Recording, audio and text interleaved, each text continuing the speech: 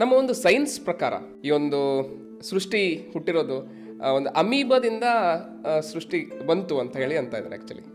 So ಅಮೀಬದಿಂದ start ಆಗಿರ್ತಕ್ಕಂಥದ್ದು ಇವಾಗ ಮಾನವನ ರೂಪಕ್ಕೆ ನಾವು ಬಂದಿದ್ದೀವಿ ಎಲ್ಲರೂ. ಆದರೆ ಪುರಾಣಗಳಲ್ಲಿ ದಕ್ಷ ಹುಟ್ಟಿರೋದು ಬ್ರಹ್ಮನ ಮುಖಾಂತರ ಅಂತ ಹೇಳಿ ಕರೀತಾರೆ ಆ್ಯಕ್ಚುಲಿ. ಸೊ ಇಲ್ಲಿ ಯಾವುದು ಸತ್ಯ ಅಂತ ಹೇಳಿ ಅನ್ಕೋಬೋದು ಆ್ಯಕ್ಚುಲಿ. ನಮ್ಮ ದೇಹದಲ್ಲಿ ಯಾರೋ ಇದ್ದಾರೆ, ಆ ಯಾರೋ ಗೊತ್ತಿಲ್ಲ ನನಗೆ. ಆ ಯಾರೋ ಇದ್ದಂಥವ್ರು ಹೋಗ್ಬಿಟ್ರೆ ನಾನು ಶವ ಆಗ್ತೇನೆ ನಾನು. ಸೊ ಆ ಯಾರೋ ಅನ್ನೋದನ್ನ ನಾನು ಗುರುತಿಸ್ತಾ ಇಲ್ಲ ಅಂತ ಒಬ್ಬ ಒಂದು ಶವ ಸುಡ್ತಕ್ಕಂಥ ಒಬ್ಬ ಕಾಪರಿ ಅವನು ಟೀಚ್ ಮಾಡ್ತಾನೆ. ಆಮೇಲೆ ಅಟ್ ದ ಸೇಮ್ ಟೈಮ್ ಅವನು ಮಗ ಅವನು ಸುಸೈಡ್ ಮಾಡ್ಕೊಳಕ್ಕೆ ಹೋಗ್ತಾನೆ. ಹೌದು, ಸುಸೈಡ್ ಮಾಡ್ಕೊಳಕ್ಕೆ ಹೋದ್ರೆ ಒಬ್ಬ ಅಘೋರಿ ಬಂದು ಅದನ್ನು ತಡೀತಾನೆ.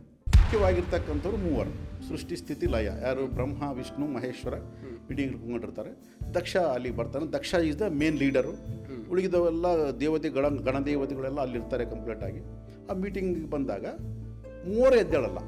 ಮೊದಲೇ ಶತ್ರುತ್ವ, ಮಗಳು ಮಾಡ್ಕೊಂಡಿರೋದು ಒಂದು, ಎರಡನೇ ಶತ್ರುತ್ವ, ಮೂರನೇದು ಎದ್ದೇಳಿಲ್ಲ ಅಂತ ಭಾಳ ಕೋಬಿಟ್ಕೊಂಡ್ಬಿಡ್ತಾನೆ. ಇಟ್ಕೊಂಡು ನನ್ನ ಹೇಗೆ ಅವಮಾನ ಮಾಡಿದ್ದಾನೆ ನಾನು ಅದೇ ರೀತಿ ಅವಮಾನ ಮಾಡಬೇಕು. ಏನು ಮಾಡಬೇಕು? ಒಂದು ದೊಡ್ಡ ಕಾರ್ಯಕ್ರಮ ಮಾಡಿಬಿಟ್ಟು ಎಲ್ಲರನ್ನ ಕರೆದು ಅವ್ರನ್ನ ಕರೀಲ್ದಂಗೆ ಇದ್ಬಿಡೋದು. ಇವಾಗ ರಾಜಕೀಯದವರೆಲ್ಲ ಮಾಡ್ತಾರಲ್ಲ. ನಾರದ ಮಹರ್ಷಿಗಳಿಗೆ ಇರೋಕ್ಕೂ ಇಲ್ಲ ಬಿಡೋಕ್ಕೂ ಇಲ್ಲ. ಸೀದಾ ಶಿವನ ಹತ್ರ ಹೋಗ್ತಾರೆ. ಹೋಗಿ, ಏನಪ್ಪ ಶಿವ ಇಲ್ಲಿ ಕೂತ್ಕೊಂಡ್ಬಿಟ್ಟೆ, ಅಲ್ಲಿ ನಿಮ್ಮ ಮಾವ ನೋಡಿದ್ರೆ ಅಂಥ ಒಂದು ದೊಡ್ಡ ಕಾರ್ಯಕ್ರಮ ಇಟ್ಕೊಳ್ಳೋಣ, ಅದು ಏನು ಬೇಕು ಶಿವನಿಗೆ? ಹೌದಾ, ಇಟ್ಕೊಳ್ಳೋಣ, ಸರಿ ಬಿಡು ಇಟ್ಕೊಳ್ಳಿ, ನಾ ಏನು ಮಾಡಲ್ಲ ಅಂತ. ಸೊ ಇನ್ನು ಇಲ್ಲಿ ನನ್ನ ಕೆಲಸ ನಡೆಯಲ್ಲ ಅಂತ ಪಾರ್ವತಿ ಹತ್ರ ಹೋಗ್ತಾನೆ, ಸತಿದೇವತ್ರ ಹೋಗ್ತಾನೆ. ಏನಮ್ಮ ನೀ ಇಲ್ಲಿ ಕೂತ್ಕೊಂಡ್ಬಿಟ್ಟು, ನಿಮ್ಮ ಅಕ್ಕ ತಂಗಿಯರೆಲ್ಲ ಎಷ್ಟು ಜನ ಬಂದಿದ್ದಾರೆ, ನಿಮ್ಮ ಭಾವನವರು, ಅವರು ಇವರು, ಎಷ್ಟೊಂದು ಸಂಭ್ರಮ ಇದೆ, ನೀನು ನೋಡಿದ್ರೆ ಇಲ್ಲಿ ಕೂತ್ಕೊಂಡ್ಬಿಟ್ಟು ಹೆಂಗೆ ಅಂತ ನಾರದ ಹೇಳಿ ಹೊರಟೋದು. ಅವ್ರನ್ನ ಸರಿಯಪ್ಪ ನೋಡ್ತೀನಿ ಅಂತ ಬಂದು ಇಬ್ಬರನ್ನ ಕೇಳ್ತಾಳೆ, ಹೆಂಗೆ ನಾವು ಹೋಗೋಣ? ಕರೆದಿಲ್ಲ, ಹೆಂಗೆ ಹೋಗೋದು? ನಮ್ಮಪ್ಪ ಕರಿಬೇಕಂತ ಏನಿದೆ, ನಿನ್ನ ಮನೆ ಎಳೆಯ ಹಂಗೆ ಎಲ್ಲ ಒಪ್ಸಕ್ಕೆ ಹೋಗ್ತಾಳೆ. ಆಗಲ್ಲ. ಯಾವಾಗ ಶಕ್ತಿಗೆ ಒಂದು ಕೋಪ ಬರುತ್ತೆ, ಶಕ್ತಿ ರೂಪ ಬದಲಾಗುತ್ತೆ. ಅವಳು ಕಾಳಿಕಾ ದೇವಿ ಆಗ್ಬಿಡ್ತಾಳೆ, ಮಹಾಕಾಳಿ ಆಗ್ಬಿಡ್ತಾಳೆ. ಆದ ತಕ್ಷಣ ಶಿವನಿಗೆ ಭಯ ಬರೋಕ್ಕೆ ಶುರು ಆಗ್ಬಿಡುತ್ತೆ. ಹೆಂಡತಿ ಒಂದು ಶರೀರವನ್ನು ವಿಷ್ಣು ತುಂಡರಿಸ್ಬಿಟ್ಟ ಅಂತ ಹೇಳ್ಬಿಟ್ರೆ ಏನಾಗತ್ತೆ, ಮತ್ತೆ ಗಲಾಟೆ ಶುರು ಆಗ್ಬಿಡುತ್ತೆ. ಸೊ ಆವಾಗ ವಿಷ್ಣು ನಿಧಾನವಾಗಿ ಅವ್ರನ್ನೆಲ್ಲ ಸಮಾಧಾನ ಮಾಡಿ ಕೂಡಿಸ್ಬಿಟ್ಟು ಆಮೇಲೆ ಹೇಳ್ತಾನೆ, ಇಲ್ಲಪ್ಪ ನಿನ್ನ ಹೆಂಡತಿ ಅನುಮತಿ ತೊಗೊಂಡೆ ನಾನು ಅದನ್ನೆಲ್ಲ ಮಾಡಿದ್ದೀನಿ. ಆಗ ಶಿವ ಕೋಪದಿಂದ ಉರಿದು ಏನು ಮಾಡ್ತಾನೆ, ನನಗೆ ಸತಿ ವಿಯೋಗ ನನಗೆ ಹೇಗಾಯಿತೋ ನಿನಗೂ ಕೂಡ ಸತಿ ವಿಯೋಗ ಆಗಲಿ ಗೊತ್ತಾಗುತ್ತೆ ನಿನ್ನ ಲೈಫಲ್ಲಿ. ಶಾಪ ಕೊಡ್ತಾನೆ. ಅದೆಲ್ಲ ಆಗುತ್ತೆ. ಸ್ವಲ್ಪ ಹೊತ್ತು ಕೂಲ್ ಆದ್ಮೇಲೆ ಮತ್ತೆ ಶಿವನೇ ಅಂತಾನೆ, ಅಯ್ಯೋ ಎಂಥ ಕೆಲಸ ಮಾಡಿಬಿಟ್ಟೆ, ನನಗೂ ವಿಯೋಗ ಆಗಿದೆ ಅಂತ ನಿನಗೂ ವಿಯೋಗ ಆಗಲಿ ಅಂತ ಶಾಪ ಕೊಟ್ಬಿಟ್ಟೆ, ಎಂಥ ಇದಾಯಿತು. ಇಲ್ಲಿಲ್ಲ, ನಿನ್ನ ಶಾಪವನ್ನು ನಾನು ವರವಾಗಿ ಕನ್ವರ್ಟ್ ಮಾಡ್ತೀನಿ. ಬುದ್ಧಿವಂತ ವಿಷ್ಣು, ವರವಾಗಿ ಕನ್ವರ್ಟ್ ಮಾಡ್ಕೊತೀನಿ, ನೀನೇನು ಚಿಂತೆ ಮಾಡಬೇಡ, ನಿನ್ನಷ್ಟು ನಾನು ಇನ್ನೋಸೆಂಟ್ ಅಲ್ಲ, ನಾನು I am a businessman, ನಾನು ಮಾಡ್ತೀನಿ.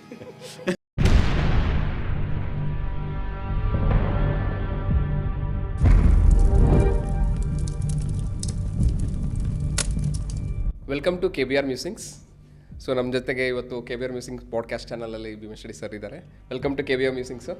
ನಮಸ್ಕಾರ ಸರ್. ನೀವು ಮೊನ್ನೆ ನಮ್ಮ ಸಂಡೇ ಸಮಾಲೋಚನೆ ಇನ್ನರ್ ಕ್ಲಾರಿಟಿ Q&A ಸೆಷನಲ್ಲಿ ಮಾತಾಡ್ತಾ ನೀವು ಸರ್ವಂ ಶಕ್ತಿಮಯಂ ಅನ್ನೋ ಒಂದು ವೆಬ್ ಸೀರೀಸ್ ಬಗ್ಗೆ ಹೇಳ್ತಾ ಹೋದ್ರಿ.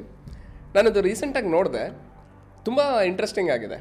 ಆಮೇಲೆ ಡೆಪ್ತಾಗಿ ಸ್ಪಿರಿಚುಯಾಲಿಟಿ ಬಗ್ಗೆ ನಮಗೆ ಅನುಭವ ಬರೋದಕ್ಕೆ ಒಂದು ಒಳ್ಳೆ ಮೂವಿನ ಕೊಟ್ಟಿದ್ದಾರೆ ಅಂತ ಹೇಳಿ ಅನ್ಬೋದು.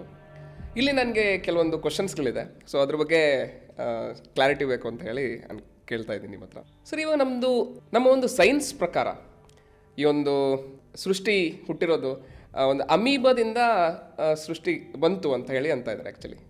ಸೊ ಅಮೀಬದಿಂದ ಸ್ಟಾರ್ಟ್ ಆಗಿರ್ತಕ್ಕಂಥದ್ದು ಇವಾಗ ಮಾನವನ ರೂಪಕ್ಕೆ ನಾವು ಬಂದಿದ್ದೀವಿ ಎಲ್ಲರೂ. ಆದರೆ ಪುರಾಣಗಳಲ್ಲಿ ದಕ್ಷ ಒಂದು ಹುಟ್ಟಿರೋದು ಬ್ರಹ್ಮನ ಮುಖಾಂತರ ಅಂತ ಹೇಳಿ ಕರೀತಾರೆ ಆ್ಯಕ್ಚುಲಿ. ಸೊ ಇಲ್ಲಿ ಯಾವುದು ಸತ್ಯ ಅಂತ ಹೇಳಿ ಅನ್ಕೋಬೋದು ಆ್ಯಕ್ಚುಲಿ. ಮುಖ್ಯವಾಗಿ ಮೊನ್ನೆ ಸಂಡೇ ಏನು ಡಿಸ್ಕಸ್ ಮಾಡಿದ್ವಿ ಸಮಾಲೋಚನೆಯಲ್ಲಿ, ಸರ್ವಂ ಶಕ್ತಿಮಯಂ ಅನ್ನೋ ಒಂದು ವೆಬ್ ಸೀರೀಸ್ ಬಗ್ಗೆ ಡಿಸ್ಕಸ್ ಮಾಡಿದ್ವಿ. ನನಗೆ ಅಂದರೆ ಇವಾಗ ಒಂದು ಅನ್ನಿಸ್ತಾ ಇದೆ ನನಗೆ, ಯಾಕೆ ನಾವು ವೀಕ್ಲಿ ಒಂದು ಈ ಥರ ವೆಬ್ ಸೀರೀಸೋ ಅಥವಾ ಒಂದು ಸ್ಪಿರಿಚುವಲ್ ಮೂವೀಸೋ, ಸೊ ಈ ಥರ ಒಂದು ಇದ್ರ ಬಗ್ಗೆ ಯಾಕೆ ಡಿಸ್ಕಸ್ ಮಾಡಬಾರ್ದು ನಾವು ಅಂತ. ಓಕೆ. ಯಾಕಂದರೆ ಇದು ನಾವು ಡಿಸ್ಕಸ್ ಮಾಡೋದೇನಾಗುತ್ತೆ, ವ್ಯೂವರ್ಸ್ ಕೂಡ ನೋಡ್ತಾರೆ ಹೌದು. ಅದನ್ನು ನೋಡಿದಾಗ ಅವ್ರಿಗೂ ಇನ್ನಿಷ್ಟು ಅದರಿಂದ ಮಾಹಿತಿ ಸಿಗುತ್ತೆ. ಹೌದು. ಈಗ ನೀವೇನು ಮಾತಾಡಿದ್ರಿ ಸರ್ವಂ ಶಕ್ತಿಮಯಂ ಒಂದು ವೆಬ್ ಸೀರೀಸ್ ಬಗ್ಗೆ ನೋಡಿದಾಗ ಅವ್ರಿಗೆ ಇನ್ನೂ ಹೆಚ್ಚಿನ ಮಾಹಿತಿ ಸಿಗುತ್ತೆ. ಖಂಡಿತ. ಈ ರೀತಿಯಾಗಿ ನಾವು ಯಾಕೆ ಈ ಥರ ಮಾಡಬಾರ್ದು? ಯಾಕಂದರೆ ನೀವು ಪ್ರತಿಯೊಂದು ವಿಡಿಯೋಗಳಲ್ಲೂ ನೀವು ಹೇಳ್ತಾ ಹೋದ್ರಿ, ಸೊ ನಾನು ಯಾರು, ಆಮೇಲೆ ವೇದದಲ್ಲಿ ಯಾವ ಥರ ಒಂದು ಆಟಮ್ಸ್ ಬಗ್ಗೆ ಹೇಳಿದ್ದಾರೆ, ಸೊ ಸೈನ್ಸ್ ಮತ್ತು ಸ್ಪಿರಿಚುಯಾಲಿಟಿ ಯಾವ ಥರ ಇದೆ, ಅದರಲ್ಲಿ ನಾವು ಸ್ಪಿರಿಚುಯಾಲಿಟಿಗೆ ಎಂಟರ್ ಆಗಬೇಕಾದ್ರೆ ಏನೇನು ಮಾಡಬೇಕು ಅನ್ನೋದನ್ನು ಎಕ್ಸ್ಪ್ಲೇನ್ ಮಾಡ್ತಾ ಹೋದ್ರಿ. ಪ್ರತಿಯೊಂದು ಆ ಒಂದು ವೆಬ್ ಸೀರೀಸಲ್ಲಿ ನಾವು ನೋಡ್ತಾ ಹೋಗ್ಬೋದು. ಅದನ್ನು ಹೆಚ್ಚು ಅಂಡರ್ಸ್ಟ್ಯಾಂಡಿಂಗ್ ಮಾಡ್ಕೊಳ್ಳೋದಕ್ಕೆ ಒಂದು ಹೆಲ್ಪ್ ಆಗುತ್ತೆ ಅಂತ ಹೇಳಿ ಅನ್ಬೋದು. ಹೌದು ಹೌದು. ಸೊ ಅದರಲ್ಲಿ ಮೊದಲಿಗೆ ಒಬ್ಬ ಏಥಿಯಿಸ್ಟ್ ಆಗಿರ್ತಕ್ಕಂಥ ಒಬ್ಬ ರೈಟರು USA ಅವ್ರ ಹೆಸರೇನು ರಂಜಿತ್ ಸೋನಿ ಅಂತ. ಅವನು ದೇವರು ಇಲ್ಲ ಅಂತ ನಿರೂಪಿಸೋದಕ್ಕೆ ಇಂಡಿಯಾಗೆ ಬರ್ತಾನೆ. ಹೌದು. ಶಕ್ತಿಪೀಠಗಳನ್ನ ದರ್ಶನ ಮಾಡಿ ಅಲ್ಲಿ ಜನಗಳ ಹತ್ರ ಎಲ್ಲ ತಿಳ್ಕೊಂಡು ದೇವರು ಇಲ್ಲ ಅಂತ ಪುಸ್ತಕ ಬರೀಬೇಕಾಗಿತ್ತು ಅವನಿಗೆ. ಯಾವ ರೀತಿ ಇಲ್ಲ, ಇದು ಬರೀ ನಂಬಿಕೆ, ಇದು it is not A faith, it is A belief ಅಂತಂದು ಹೇಳ್ಬಿಟ್ಟು ಅವನು ಅಂದುಕೊಂಡು ಬಂದಿರ್ತಾನೆ. ಸೊ ಅಲ್ಲಿ ಒಂದು ಫ್ಯಾಮಿಲಿ ಇರುತ್ತೆ, ಆಲ್ಮೋಸ್ಟ್ ಡೈವರ್ಸ್ಗೆ ಬಂದಿರತಕ್ಕಂಥ ಫ್ಯಾಮಿಲಿ. ಹೌದು. ಅವ್ರಿಗೆ 20 ವರ್ಷದ ಮಗ, ಒಂದು 18 ವರ್ಷದ ಮಗಳು, ಆ ಥರ ಇರ್ತಾರೆ. ಮಾಧವ ಸೂರಿ ಅಂತ. ಆ ಮಾಧವ ಸೂರಿ ಕಂಪ್ಲೀಟಾಗಿ ಅವನು ಮಾಡಿರ್ತಕ್ಕಂಥ ಬಿಸ್ನೆಸ್ ಎಲ್ಲ ಲಾಸ್ಗಳೇ ಇರ್ತವೆ. ಯಾವ ಒಂದು ಬಿಸ್ನೆಸ್ಸಲ್ಲೂ ಸಕ್ಸಸ್ ಆಗಿರೋದಿಲ್ಲ ಲೈಫಲ್ಲಿ. ಸೊ ಅವನು ಸೋತು ಬಿಟ್ಟಿರ್ತಾನೆ ಪಾಪ ಲೈಫಲ್ಲಿ. ಆ ಒಂದು ಕಂಪ್ಲೀಟ್ ಸೋಲನ್ನು ಅನುಭವಿಸುವಂಥ ಒಂದು ಸಂದರ್ಭದಲ್ಲಿ ಸೊ ಇನ್ನು ಫ್ಯಾಮಿಲಿ ಡೈವರ್ಸ್ ಆಗಬೇಕು. ಆ ಇಬ್ಬರು ಮಕ್ಕಳು ಕೂಡ ಯಾವುದು ಒಂದು ಮನಸ್ಥಿತಿ ಸರಿ ಇರಲ್ಲ. ಹೌದು. ಆ ಮಗನ ಮನಸ್ಥಿತಿ ಸರಿ ಇರಲ್ಲ, ಈ ಮಗಳದು ಕೂಡ ಅಷ್ಟೇ ಇರುತ್ತೆ. ಯಾರ ಹತ್ರ ಮಿಂಗಲ್ ಆಗ್ತಾ ಇರಲ್ಲ. ಯಾಕಂದರೆ ಒಂದು ಫ್ಯಾಮಿಲಿ ಸರಿಗಿಲ್ಲ ಅಂದ ತಕ್ಷಣ ಅದು ಡೈರೆಕ್ಟಾಗಿ ಮಕ್ಕಳ ಮೇಲೆ ಹೆಂಗೆ ಪರಿಣಾಮ ಬೀರುತ್ತೆ ಹೌದು ಅನ್ನೋದನ್ನು ಸ್ಟಾರ್ಟಿಂಗ್ ಹೇಳ್ತಾನೆ. ಸೊ ಇಂಥ ಒಂದು ಸಂದರ್ಭದಲ್ಲಿ ಅವನು ಕಂಪ್ಲೀಟ್ ಲೈಫಲ್ಲಿ ಅನ್ಸಕ್ಸಸ್ಫುಲ್ ಪರ್ಸನ್ನು, ಆಮೇಲೆ ಡೈವರ್ಸ್ ಆಗ್ತಕ್ಕಂಥ ಸಂದರ್ಭ, ಮಕ್ಕಳು ಸರಿಗಿಲ್ಲ. ಆ ಒಂದು ಸಿಚುವೇಷನ್ನಲ್ಲಿ ಇವರು ಒಂದು ಅಷ್ಟಾದ ಶಕ್ತಿಪೀಠಗಳನ್ನ ದರ್ಶನ ಮಾಡಬೇಕಂತ ಇವರು ಹೊರಡ್ತಾರೆ. ಆ ಕಡೆ ಅವನು ಬರ್ತಾನೆ, ರೈಟರ್ ರಂಜಿತ್ ಸೋನಿ ಅಂತ ಅವನು ಬರ್ತಾನೆ.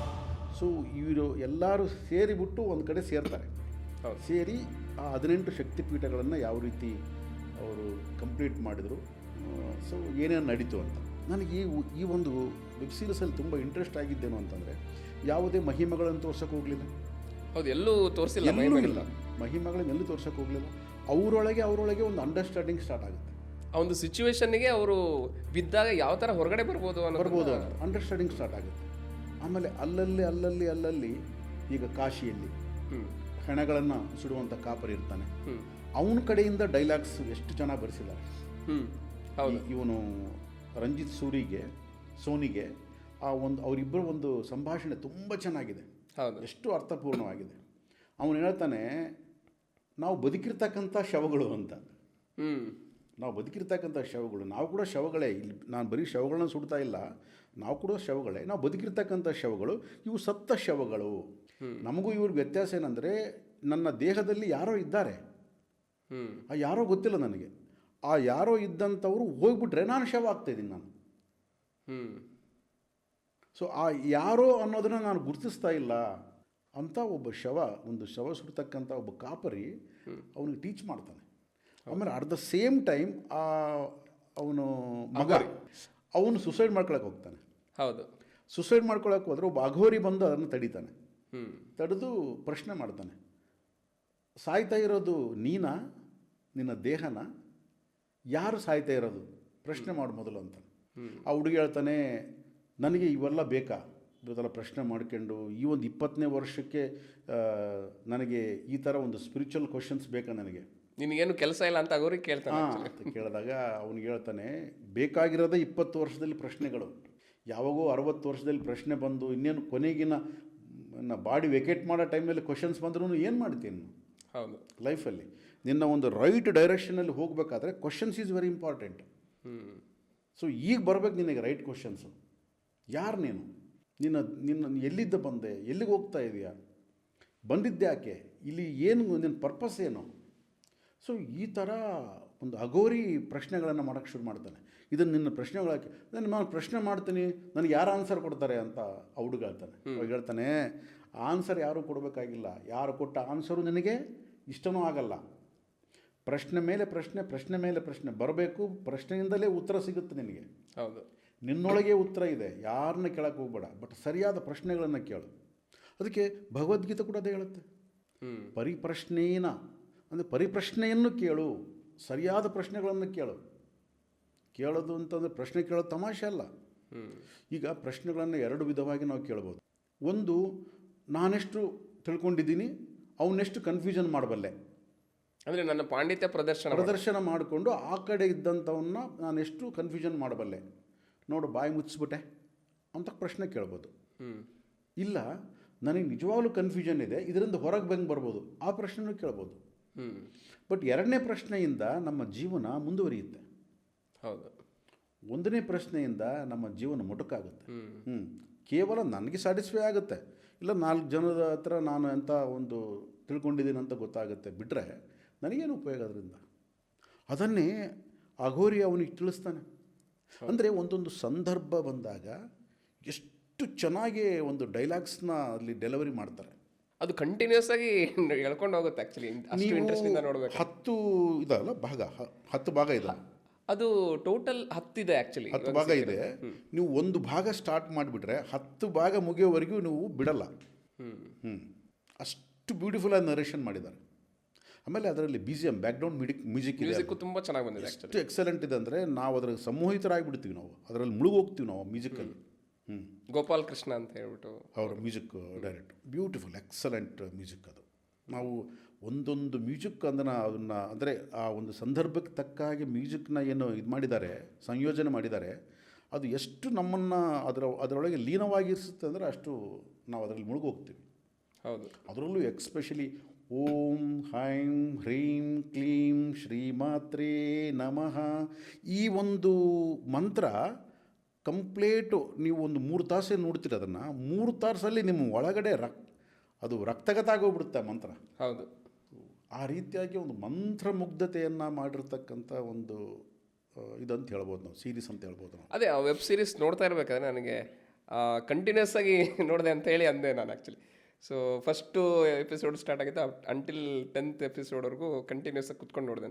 ಆ ಒಂದು ಮಂತ್ರ ಆ್ಯಕ್ಚುಲಿ ತುಂಬ ಡೆಪ್ತಿಗೆ ಕರ್ಕೊಂಡು ಹೋಗ್ತಾಯಿತ್ತು. ನಾನು ಆ ಒಂದು ಸೀರೀಸ್ ಮುಗಿಯೋವರೆಗೂ ನಾನು ಎಲ್ಲಿದ್ದೀನಿ ಅಂತ ನನಗೆ ಗೊತ್ತಿರಲಿಲ್ಲ ಆ್ಯಕ್ಚುಲಿ. ಅಷ್ಟು, ಯಾಕಂದರೆ ಇದು ನಮ್ಮ ಜೀವನಕ್ಕೆ ಬೇಕಾಗಿರ್ತಕ್ಕಂಥದ್ದು. ಆಮೇಲೆ ನಾವು ಎಲ್ಲೋ ಹುಡುಕ್ತಾ ಇರ್ತಕ್ಕಂಥದ್ದನ್ನು ಯಾವ ಥರ ಇಲ್ಲಿ ನಾವು ಕಂಡುಹಿಡ್ಕೋಬೋದು ಅನ್ನೋದಕ್ಕೆ ಒಂದು ಉದಾಹರಣೆ ಅಂತ ಅನ್ಬೋದು ಆ್ಯಕ್ಚುಲಿ. ಅದಕ್ಕೆ ನಾನು ಸಂಡೇ ಒಂದು ಸಮಾಲೋಚನೆಯಲ್ಲಿ ಅದನ್ನು ನಾನು ಡಿಸ್ಕಸ್ ಮಾಡಿದೆ. ಯಾಕಂದರೆ ಅದನ್ನು ನಾನು ಸಾಕಷ್ಟು ಸಲ ನೋಡ್ತಾನೆ ಇರ್ತೀನಿ, ಅವಾಗವಾಗ ನೋಡೋದೇ ಕೆಲಸ. ನನಗೆ ಯಾವ ಸ್ವಲ್ಪ ಟೈಮ್ ಸಿಕ್ಕರೆ ಅದು ಎಲ್ಲೆಲ್ಲಿ ಸ್ವಲ್ಪ ತುಡುಕುಗಳು ನೋಡ್ತಾನೆ ಇರ್ತೀನಿ. ಯಾಕಂದರೆ ಆ ಒಂದು ಮ್ಯೂಸಿಕ್ಕು ನನ್ನನ್ನು ಅಷ್ಟು ಮಂತ್ರಮುಗ್ಧನಾಗಿ ಮಾಡಿಬಿಡ್ತದೆ. ಅಷ್ಟು ಚೆನ್ನಾಗಿದೆ ಸೀರಿಯಲ್ ಅದು. ಈಗ ನೀವೇನು ಪ್ರಶ್ನೆ ಕೇಳಿದ್ರಿ ಸರ್? ಇದು ದಕ್ಷ ಬ್ರಹ್ಮನಿಂದ ಹುಟ್ಟಿದ್ದು ಅಂತ ಹೇಳಿ ಅಂತೀರ ಆ್ಯಕ್ಚುಲಿ. ಅಮೀಬಾನ ಅಥವಾ ನಮ್ಮ ಸೈನ್ಸ್ ಅಮೀಬಾದಿಂದ ಬರ್ತಾ ಇದೆ ಸೈಂಟಿಫಿಕ್ ಆಗಿ. ನೋಡಿ ಹರೀಶ್, ಯಾವತ್ತಿಗೂ ಕೂಡ ನಾವು ಸೈನ್ಸ್ ಅಂತ ಮಾತಾಡ್ತೀವಿ ಹೊರತು, ನೀವು ಬೇಕಾದ್ರೆ ಗೂಗಲಲ್ಲಿ ಹೋಗ್ಬಿಟ್ಟು ಸೈನ್ಸ್ ಉತ್ತರ ಕೊಡದ ಇರ್ತಕ್ಕಂಥ ಪ್ರಶ್ನೆಗಳು ಎಷ್ಟಿವೆ ಅಂತ ಹೊಡೆದ್ರೆ ಒಂದು 200-250 ಬರುತ್ತೆ. ಸೈನ್ಸ್ ಉತ್ತರ ಕೊಡದೇ ಇರ್ತಕ್ಕಂಥದ್ದು ಅಂದರೆ ಈಗ ಸೈನ್ಸ್ ಏನು ಮಾಡುತ್ತೆ, ಡಿಸ್ಕವರಿ ಮಾಡುತ್ತೆ. ಹೌದು. ಓಕೆ, ಏನಪ್ಪ ಡಿಸ್ಕವರಿ? ಈಗ ಒಂದು ಮೊಬೈಲ್ ಫೋನ್ ಕಂಡುಹಿಡಬೇಕು ಅಂತಂದರೆ, ಮೊಬೈಲ್ ಫೋನ್ ನಾವು ಯೂಸ್ ಮಾಡಬೇಕಾಗಿದ್ರೆ ಅದರಲ್ಲಿ ಮುಖ್ಯವಾದ್ದು ಏನು? ತರಂಗಗಳನ್ನು ಸಿಗ್ನಲ್ಸ್ ಇಲ್ಲ ಅಂತ ಹೇಳಿದ್ರೆ ನಮಗೆ ತರಂಗಗಳು ಇತ್ತು. ಆಗಲೇ ಇವರು ಡಿಸ್ಕವರಿ ಮಾಡಿದರು, ಅದರಿಂದ ಟೆಕ್ನಾಲಜಿ ಡೆವಲಪ್ ಮಾಡಿಬಿಟ್ಟು ಮೊಬೈಲ್ ಫೋನ್ ಬಂತು. ವಾಟ್ ಎವರ್, ಯಾವುದೇ ತಗೋ ನೀವು, ಡೀಸೆಲ್ ಇತ್ತು, ಪೆಟ್ರೋಲ್ ಇತ್ತು, ಎಲ್ಲ ಎಲೆಕ್ಟ್ರಿಸಿಟಿ ಇತ್ತು, ಎಲ್ಲವೂ ಇತ್ತು, ಯಾವುದಿಲ್ಲ, ವಾಟ್ ನಾಟ್. ಸೊ ಡಿಸ್ಕವರಿ ಮಾಡಿದರು ಅಷ್ಟೇ. ಬಟ್ ಅದು ಹೇಗೆ ಬಂತು? ಈಗ ನಾನು ಒಂದು ಪ್ರಶ್ನೆ, ನ್ಯೂಟ್ರಾನ್, ಎಲೆಕ್ಟ್ರಾನ್, ಪ್ರೋಟ್ರಾನ್, ನಾವು ಒಂದು ಸೆಲ್ನ ತೊಗೊಂಡು ವಿಭಜಿಸ್ತಾ ಹೋದಾಗ ಅಲ್ಲಿ ಒಂದು ಸೆಲ್ ಸ್ಟ್ರಕ್ಚರ್ ನೋಡ್ತಾ ಹೋದಾಗ ಎಲೆಕ್ಟ್ರಾನ್ಸು ನ್ಯೂಟ್ರಾನ್ ಇದೆ ಅಂತ ಅಂದ್ಕೊಳ್ಳಿ. ಆ ನ್ಯೂಟ್ರಾನು ಎಲ್ಲ ಕಡೆ ಹೊಡ್ಕೋತಾ ಇದೆ. ಹೌದು. ಸೊ ಇವ್ರು ಏನು ಡಿಸ್ಕವರಿ ಮಾಡಿದ್ರು ಅಂದರೆ ಇದು ಎಲ್ಲ ಕಡೆ ಇದೆ ಅಂತ ಡಿಸ್ಕವರ್ ಮಾಡಿದರು. ಅಟ್ ದ ಸೇಮ್ ಟೈಮ್ ಒಂದೇ ಸಮಯದಲ್ಲಿ ಎಲ್ಲ ಕಡೆನೂ ಇರುತ್ತೆ ಅಂತ ಡಿಸ್ಕವರ್ ಮಾಡಿದರು. ಮತ್ತು ಎಲ್ಲ ಕಡೆ ಇರೋದು ಏನದು? What is that? ಅದಕ್ಕೊಂದು ಹೆಸರು ಕೊಟ್ಟರು, ನ್ಯೂಟ್ರಾನ್ ಅಂತ ಹೆಸರು ಕೊಟ್ಟರು. ಓಕೆ, ಏನು ನ್ಯೂಟ್ರಾನ್ ಕೊಡಿ, ಎಲೆಕ್ಟ್ರಾನ್ ಕೊಡಿ, ಪ್ರೋಟಾನ್ ಕೊಡಿ, ಏನೇ ಕೊಡಿ, ನಿಮ್ಗೆ ಎಷ್ಟೇ ಸೆಲ್ ಅಂತ ಕೊಡಿ, ಇನ್ನೊಂದು ಏನೇ ಕೊಡಿ. ಬಟ್ ಅದು ಎಲ್ಲಿತ್ತು? ಅದು ಅದರ ಮೂಲಸ್ಥಾನ ಏನು, ಅದರ ಮಾಸ್ ಏನು, ಅದರ ಡೆನ್ಸಿಟಿ ಏನು, ಅದು ಹೇಗೆ ಹುಟ್ಟಿತು, ಅದಕ್ಕೆ ಆನ್ಸರ್ ಇಲ್ಲ. ಅದಕ್ಕೆ ಆನ್ಸರ್ ಕೊಡಲ್ಲ ಸೈನ್ಸ್. ಇರೋದನ್ನು ಇದೇ ಹೇಳುತ್ತೆ ಅಷ್ಟೇ, ಬಿಟ್ಟರೆ ಅದಕ್ಕೆ ಆನ್ಸರ್ ಕೊಡಲ್ಲ. ಅದಕ್ಕಾಗಿ ನಾವು ಸೈನ್ಸ್ ಹೇಳಿದೆ ಅಂತ ಎಲ್ಲದನ್ನು ನಾವು ಅದೇ ಕರೆಕ್ಟು ಅಂತ ಹೇಳೋದು ಬೇಕಾಗಿಲ್ಲ. ದಟ್ ಈಸ್ ಏಥಿಯಸ್ಟ್ ಮೆಂಟಾಲಿಟಿ ಅಂತ ಕರಿತೀವಿ ನಾವು. ಅದೇ ಸತ್ಯ ಅಲ್ಲ, ಅದರ ಆಚೆ ಒಂದು ಸತ್ಯ ಇದೆ. ಅದು ಕಣ್ಣಿಗೆ ಕಾಣುವ ಒಂದು ನಿಜ, ಅದರ ಆಚೆ ಒಂದು ಸತ್ಯ ಇದೆ. ಸೊ ಅದು ನಮಗೆ ಗೊತ್ತಿಲ್ಲ. ಅದು ಅಮೀಬದಿಂದ ಇವತ್ತು ಜೀವಕೋಶಗಳು ಬೆಳೆದು ಮನುಷ್ಯ ಆದ್ನ, ಅಥವಾ ಮನುಷ್ಯ ಡೈರೆಕ್ಟ್ ಆದ್ನ. ಸೊ ಒಂದರಿಂದ ಬಂದಿದ್ರೆ ಅದು ಇರಬಾರ್ದು ಇವತ್ತದು. ಹೌದು, ಮಂಗನಿಂದ ಮಾನವಾಗಿದ್ದರೆ ಮಂಗ ಇರಬಾರ್ದು, ಅಮೀಬದಿಂದ ಬಂದಿದ್ದರೆ ಅಮೀಬ ಇರಬಾರ್ದು. ಸೊ ಅದು ಇಂಪ್ರೂವರ್ಷನ್ ಆದಾಗ ಅದು ಇರಬಾರ್ದು ತಾನೆ. ಹೌದು, ಅದು ಹೊರಟೋಗ್ಬೇಕು. ಅದಿದೆ ಇವತ್ತು, ಎಲ್ಲವೂ ಇದೆ. ಸೊ ಹಾಗಾಗಿ ನಾವು ಅದು ಏನು ಸೈನ್ಸ್ ಹೇಳಿದೆ ಅದೇ ಕರೆಕ್ಟು. ನಮ್ಮ ಒಂದು ಪರಂಪರೆ ಏನು ಬಂದಿದೆ, ನಮ್ಮ ಒಂದು ಸನಾತನ ಒಂದು ಪರಂಪರೆ ಬಂದಿದೆ, ನಮ್ಮ ಒಂದು ಪುಸ್ತಕಗಳು, ನಮ್ಮವರು ಏನು ಋಷಿಮುನಿಗಳು ಕೊಟ್ಟಿರ್ತಕ್ಕಂಥ ಒಂದು ಜ್ಞಾನ ಪರಂಪರೆ ಏನಿದೆ, ಅದನ್ನು ನಾವು ಅಲ್ಲಗಳೆಯೋಕ್ಕೆ ನಮ್ಮ ಹತ್ರ ಏನೂ ಇಲ್ಲ. ಸೊ ಹಾಗಾಗಿ ಇವತ್ತು ಸೃಷ್ಟಿ ಮೂಲ ಹುಟ್ಟಿದಾಗ, ಅಂದರೆ ಈಗ ಹೇಳುತ್ತೆ ಋಗ್ವೇದದಲ್ಲಿ ಈ ಸೃಷ್ಟಿ ಹೇಗೆ ಹುಟ್ಟಿತು ಅಂತ ಹೇಳುತ್ತೆ. ಅದನ್ನೇ ಇವತ್ತು ಕ್ವಾಂಟಮ್ ಫಿಸಿಕ್ಸ್ ಒಪ್ಕೊಳ್ತಾ ಇದೆ. ಸೃಷ್ಟಿ ಹೇಗೆ ಹುಟ್ಟಿತು ಅಂತ ಋಗ್ವೇದ ಹೇಳೋದಕ್ಕೂ ಕ್ವಾಂಟಮ್ ಫಿಸಿಕ್ಸ್ ಹೇಳೋದಕ್ಕೂ ಸೇಮ್ ಇದೆ. There is no difference. So ಅಲ್ಲಿ ಏನಾಗಿದೆ, ಕ್ವಾಂಟಮ್ ಫಿಸಿಕ್ಸು ಯಾವ ಒಂದು ಹೆಸರು ಕೊಟ್ಟ, ಎಲ್ಲ ಒಂದು ನೇಮ್ಸ್ ಕೊಡ್ತದೆ, ಇಂಗ್ಲೀಷ್ ನೇಮ್ಸ್ ಎಲ್ಲ ಕೊಟ್ಟಿದ್ದಾರೆ. ಬಟ್ ನಮ್ಮವರು ಅದನ್ನು ಒಂದು ಪೂಜ್ಯ ಭಾವನೆಯಿಂದ ಒಂದು ಅರ್ಥಪೂರ್ಣವಾಗಿರ್ತಕ್ಕಂಥ ಹೆಸರುಗಳನ್ನು ಕೊಟ್ಟಿದ್ದಾರೆ. ಆತ ಅಂತ ಹೇಳುತ್ತೆ. ಆತ ಅನ್ನೋದು ಅಲ್ಲಿ ಒಂದು ಲಿಂಗ ಇಲ್ಲ. ಅಲ್ಲಿ ಆತನೂ ಆಗಿರ್ಬೋದು, ಆಕೆನೂ ಆಗಿರ್ಬೋದು, ಆತ ಆಕೆ ಆಗಿಲ್ಲಾರ್ದಂಥವಳು ಆಗಿರ್ಬೋದು, ಆಗಿರ್ಲಾರ್ದಂಥವರು ಆಗಿರ್ಬೋದು. ನಿರಾಕಾರ ಅಂತ ಹೇಳಿ ಅದೇ ಲಿಂಗಭೇದ ಇಲ್ಲ. ಲಿಂಗಭೇದ ಇಲ್ಲ. ಸೊ ಆತ ಇದ್ದ, ಅದನ್ನು ನೀನು ಏನಾದರೂ ಅನ್ಕೋ, ಆಕೆ ಇದ್ಲು, ಆತ ಇದ್ದ, ಯಾರಾದರೂ ಅನ್ಕೋ, ಇದ್ದ. ಅದು ಹೇಗಿದ್ದ ಅದೆಲ್ಲ ಅಂತ ಬರುತ್ತೆ ಅದು. ಸೊ ಆತನಿಗೆ ಒಂದು ಈ ಸೃಷ್ಟಿ ಮಾಡಬೇಕು ಅನ್ನೋ ಆಲೋಚನೆ ಪ್ರಾರಂಭ ಆಯಿತು. ಅದು ಆತ ಇದ್ದ ಅನ್ನೋದು ಒಂದು ಡಾಟಿಂದ ಸ್ಟಾರ್ಟ್ ಆಯಿತು ಅನ್ಬೋದು. ಆ್ಯಕ್ಚುಲಿ ಹೇಗೆ ಅದು ಆ್ಯಕ್ಚುಲಿ ಒಂದು ಡಾಟಿಂದ ಸ್ಟಾರ್ಟ್ ಆಗಿರೋದು, ಅದು ಶಕ್ತಿ. ಅದು ಡಾಟ್ ಆಗೋದಕ್ಕಿಂತ ಮುಂಚೆ ಅಲ್ಲಿ ಒಬ್ಬ ಇದ್ದ. ಅದು ಏನು ಗೊತ್ತಿಲ್ಲ ನಮಗೆ. ಅದು ಇದು ಈ ಬಿಗ್ ಬ್ಯಾಂಗ್ ಥಿಯರಿನ ಇಟ್ಟುಕೊಂಡು ನಾವು ಡಾಟ್ ಅಂತ ಕರಿತಾ ಇದ್ದೀವಿ. ಬಿಗ್ ಬ್ಯಾಂಗ್ ಥಿಯರಿಗಿಂತ ಬಿಫೋರ್ ಏನಿತ್ತು ಅಲ್ಲಿ? ಕತ್ತಲಿತ್ತಷ್ಟೇ. ಅದು ಕತ್ತಲು ಅಂತ ಹೇಳೋಕ್ಕಾಗಲ್ಲ, ಯಾಕಂದ್ರೆ ಬೆಳಕು ಅನ್ನೋದಿದ್ದರೆ ಕತ್ತಲನ್ನ ಹೇಳ್ಬೋದು ನಾವು. ಅದು ಬೆಳಕು ಅಲ್ಲ, ಕತ್ತಲು ಅಲ್ಲ. ಬೆಳಕಿನ ಒಂದು ಆಬ್ಸೆಂಟ್ ಕತ್ತಲು ಅಂತ ಹೇಳ್ತೀವಿ ನಾವು. ಮತ್ತು ಬೆಳಕೆ ಇಲ್ದಾಗ ಅದನ್ನೇನಂತ ಕರಿತೀರಿ ನೀವು? ಕತ್ತಲು ಅನ್ನೋಕ್ಕೂ ಬರಲ್ಲ. ಅದು ಕತ್ತಲು ಕೂಡ ಅಲ್ಲ. ಆ ಒಂದು ಸ್ಥಿತಿಯಲ್ಲಿ ಇತ್ತಂಥದ್ದು ಅದು ತನ್ನನ್ನು ತಾನು ಒಂದು ವಿಕಸಿಸಿಕೊಳ್ಳುತ್ತೆ, ಅಂದರೆ ಒಂದು ಹೊರಗೆ ಬಂತು. ಅದು ಬಿಗ್ ಬ್ಯಾಂಗ್ ಆಯಿತು ಅಂತ ನೀವು ಸೈನ್ಸ್ ಪ್ರಕಾರ ಬಂದಾಗ ಬಿಗ್ ಬ್ಯಾಂಗ್ ಆಯಿತು ಅಂತ ಅಂದ್ಕೊಳ್ಳಿ. ಸೊ ಅಲ್ಲಿ ಸೃಷ್ಟಿ ಪ್ರಾರಂಭ ಆಯಿತು. ಆ ಸೃಷ್ಟಿ ಎಲ್ಲಿಂದ ಪ್ರಾರಂಭ ಆಯಿತು? ಇದು ತುಂಬ ದೊಡ್ಡ ಸಬ್ಜೆಕ್ಟು, ಇನ್ನೊಂದು ಸಲ ಯಾವತ್ತಾದ್ರು ಬೇಕಾದ್ರೆ ಮಾತಾಡೋಣ. ಯಾಕಂದರೆ ಇದು ತುಂಬ ಕ್ಯೂರಿಯಸ್ ಆಗಿರ್ತಕ್ಕಂಥದ್ದು. ಹೌದು, ಅದು ಏನೂ ಇಲ್ಲದೆ ಇರ್ತಕ್ಕಂಥ ಒಂದು ಸ್ಥಿತಿ. ಏನೂ ಇಲ್ಲ ಅಂತ ಹೇಳೋದಕ್ಕೂ ಗೊತ್ತಿಲ್ಲ ಯಾರಿಗೂ, ಅಲ್ಲಿ ಏನು ಇದೇನೋ ಇಲ್ಲ ಅಂತಲೂ ಗೊತ್ತಿಲ್ಲ ಆ್ಯಕ್ಚುಲಿ ಹೇಳ್ಬೇಕಂದ್ರೆ. ಅದನ್ನು ನಮ್ಮ ಒಂದು ಸ್ಕ್ರಿಪ್ಚರ್ಸ್ ಅಥವಾ ಸನಾತನ ಧರ್ಮದಲ್ಲಿ ಸೊ ಆ ಒಂದು ಸ್ಥಿತಿಯಿಂದ ಇದು ಹುಟ್ಟಿದೆ ಅಂತ ಹೇಳ್ತಾ ಹೋಗ್ತಾರೆ. ಆ್ಯಕ್ಚುಲಿ ಅದನ್ನು ವಿವರಣೆ ಮಾಡೋದಕ್ಕೂ ಸಾಧ್ಯ ಇಲ್ಲದೆ ಇರ್ತಕ್ಕಂಥದ್ದನ್ನು ನಾವು ಯಾವ ಥರ ಅಂಡರ್ಸ್ಟ್ಯಾಂಡಿಂಗ್ ಮಾಡ್ಕೋಬೋದು? ಆ್ಯಕ್ಚುಲಿ ಅದೇ ಅಂಡರ್ಸ್ಟ್ಯಾಂಡಿಂಗು ನಮ್ಮ ಒಂದು ಸೆನ್ಸಿಂದ ನಾವು ಈ ಒಂದು ಮನಸ್ಸಿನಿಂದ ಅರ್ಥ ಮಾಡ್ಕೊಳ್ಳೋಕ್ಕಾಗೋದಲ್ಲ. ಈಗ ಎರಡಿದೆ. ನನಗೆ ಅರ್ಥ ಮಾಡ್ಕೋಬೇಕು ಅಂತ ಅಂದ್ಕೊಳ್ಳೋದು ಕೂಡ ಯಾವುದು? ಮನಸ್ಸು. ಇದು ಮನಸ್ಸಿನ ಆಚೆ ಇರ್ತಕ್ಕಂಥದ್ದು, ಮನಸ್ಸಿಗೆ ಅತೀತವಾಗಿರ್ತಕ್ಕಂಥದ್ದು. ಆದ ಕಾರಣ ಇದನ್ನು ಕೇವಲ ನಾವು ಅನುಭವಪೂರ್ವಕವಾಗಿ ಅನುಭವಿಸಬೇಕೇ ಹೊರತು ಅರ್ಥ ಮಾಡಿಕೊಂಡು ಅದನ್ನು ಭಾಷೆಯಿಂದ ಹೊರಗಾಗಕ್ಕೆ ಸಾಧ್ಯ ಇಲ್ಲ. ಅದಕ್ಕೆ ನಮ್ಮ ಋಷಿಮುನಿಗಳು ಅದನ್ನು ಆ ಒಂದು ಮಾರ್ಗವನ್ನು ತೋರಿಸಿದರೆ ಹೊರತು ಆ ನಂತರ ಏನು ಗೊತ್ತಿಲ್ಲ. ಅದು ಆ ಮಾರ್ಗದಲ್ಲಿ ಹೋದಾಗ ನಿನಗೂ ಆ ಒಂದು ಅನುಭವ ಆಗ್ಬೋದು, ಬಟ್ ಆ ಅನುಭವವನ್ನು ಎಕ್ಸ್ಪ್ರೆಸ್ ಮಾಡತಕ್ಕಂಥ ವರ್ಡ್ಸ್ ಇಲ್ಲ ನಮ್ಮ ಹತ್ರ. There is no words. So ಆ ಒಂದು ಸ್ಥಿತಿ ಒಳಗಡೆ ಬ್ರಹ್ಮ ಇವ್ರನ್ನ ಸೃಷ್ಟಿ ಮಾಡ್ತಾನೆ, ದಕ್ಷನ. ಅಂದರೆ ದಕ್ಷ ಡೈರೆಕ್ಟಾಗಿ ಆ ಒಂದು ಬ್ರಹ್ಮನ ಮಗ ಅಲ್ಲ, ಬ್ರಹ್ಮನ ಮಗ ದಕ್ಷ ಆ್ಯಕ್ಚುಲಿ. ಆ ಒಂದು ರೂಪನ ಡೈರೆಕ್ಟಾಗಿ ಪಡ್ಕೊಂಡ್ರ ಅಥವಾ ಹೇಗೆ ಅದು ಯಾವ ಥರ ಅವೆಲ್ಲ ಅಂದರೆ ಹೇಳ್ತಾ ಇರೋದು ಈ ರೂಪ ಬರೋದಕ್ಕಿಂತ ಮುಂಚೆ ಅವರೆಲ್ಲ ಮಾನಸಪುತ್ರರು. ಮಾನಸಪುತ್ರರು there is no physical form. ಇನ್ನು ಫಿಸಿಕಲ್ ಬಂದಿಲ್ಲ, ಇನ್ನು ಬಿಗ್ ಬ್ಯಾಂಗ್ ಥಿಯರಿ ಆಗಿಲ್ಲ. ಇದು ಬಿಗ್ ಬ್ಯಾಂಗ್ ಥಿಯರಿಗಿಂತ ಬಿಫೋರ್ ಇದು ಹೇಳ್ತಾ ಇರೋದು. ಅಂದರೆ ಇದು ಥಾಟ್ ಸ್ಟೇಜಲ್ಲಿ ಇತ್ತು ಅಂತ. ಹೌದೌದೌದು, ಥಾಟ್ ಸ್ಟೇಜಲ್ಲ. ಇದು ಥಾಟ್ ಅಂತ ಹೇಳಕ್ಕೆ ಬರಲ್ಲ. ಇದಕ್ಕೆ ಒಂದು ಫಾರ್ಮ್ ಇಲ್ಲ, ಬಿಫೋರ್ ಫಾರ್ಮ್. ಅಂದರೆ ಫಾರ್ಮ್ ಆಗೋದಕ್ಕಿಂತ ಮುಂಚೆ ಇದೆಲ್ಲ ನಡೆಯುತ್ತೆ. ಈಗ ಒಂದು ಮಗು ತಾಯಿಯ ಗರ್ಭದಿಂದ ಹೊರಗೆ ಬರಬೇಕಾದ್ರೆ ಹೇಗೆ ತಾಯಿಯ ಹೊಟ್ಟೆಯಲ್ಲೇ ಒಂದು ಫಾರ್ಮೇಷನ್ ಆಗುತ್ತೆ, ಎಲ್ಲ ಆಗಿಬಿಟ್ಟು 9 ನವಮಾಸಗಳು ಕಳೆದ ಮೇಲೆ ನಾವು ಮಗುನ ನೋಡ್ತೀವಿ. ಮತ್ತು ಮಗು ಎಲ್ಲಿತ್ತು ಅವಾಗ ಅಷ್ಟರೊಳಗೆ? ಹೊಟ್ಟೆಯಲ್ಲಿತ್ತು. ಹೊಟ್ಟೆಯಲ್ಲಿ ಹೆಂಗಿತ್ತು, ಏನಾಯಿತು, ಯಾವ ಮೂಗಾಯಿತು, ಯಾವ ಕಣ್ಣಾಯಿತು, ಯಾವ ಬಾಯಿ ಆಯಿತು, ಯಾವ ಹೃದಯ ಆಯಿತು, ಯಾವ ಪ್ಯಾಂಕ್ರಿಯಾಸ್ ಬಂತು, ಯಾವಾಗ ಇದಾಯಿತು ಗೊತ್ತಿಲ್ಲ ನಮಗೆ. ಓಕೆ, ಹೌದು, ಆ ಫಾರ್ಮೇಷನ್ ಆಗುತ್ತೆ ಅದು. ಸೊ ತಾಯಿಯ ಗರ್ಭದಿಂದ ಹೊರಗೆ ಬಂದ ನಂತರ ನಾವು ಮಗುನ ನೋಡ್ತಾ ಇದ್ದೀವಿ. ಅಂದರೆ ಆ ಮಗು ಅಲ್ಲಕ್ಕಿಂತ ಮುಂಚೆ ಎಲ್ಲಿತ್ತಲ್ಲಿ? ಫಾರ್ಮ್ಲೆಸ್ ಸ್ಟೇಜಲ್ಲಿ. ಅಂದರೆ ಆ್ಯಕ್ಚುಲಿ ತಾಯಿ ಗರ್ಭದಲ್ಲಿ ಫಾರ್ಮ್ ಆಗ್ತಾ ಇದ್ದರೂ ಕೂಡ ನಾವು ನೋಡಲ್ಲ, ನಾವು ನೋಡ್ತಾ ಇಲ್ಲ. ಆದ ಕಾರಣ ಫಾರ್ಮ್ಲೆಸ್ ಸ್ಟೇಜ್ ಅಂತಲೇ ಕರೆಯೋಣ.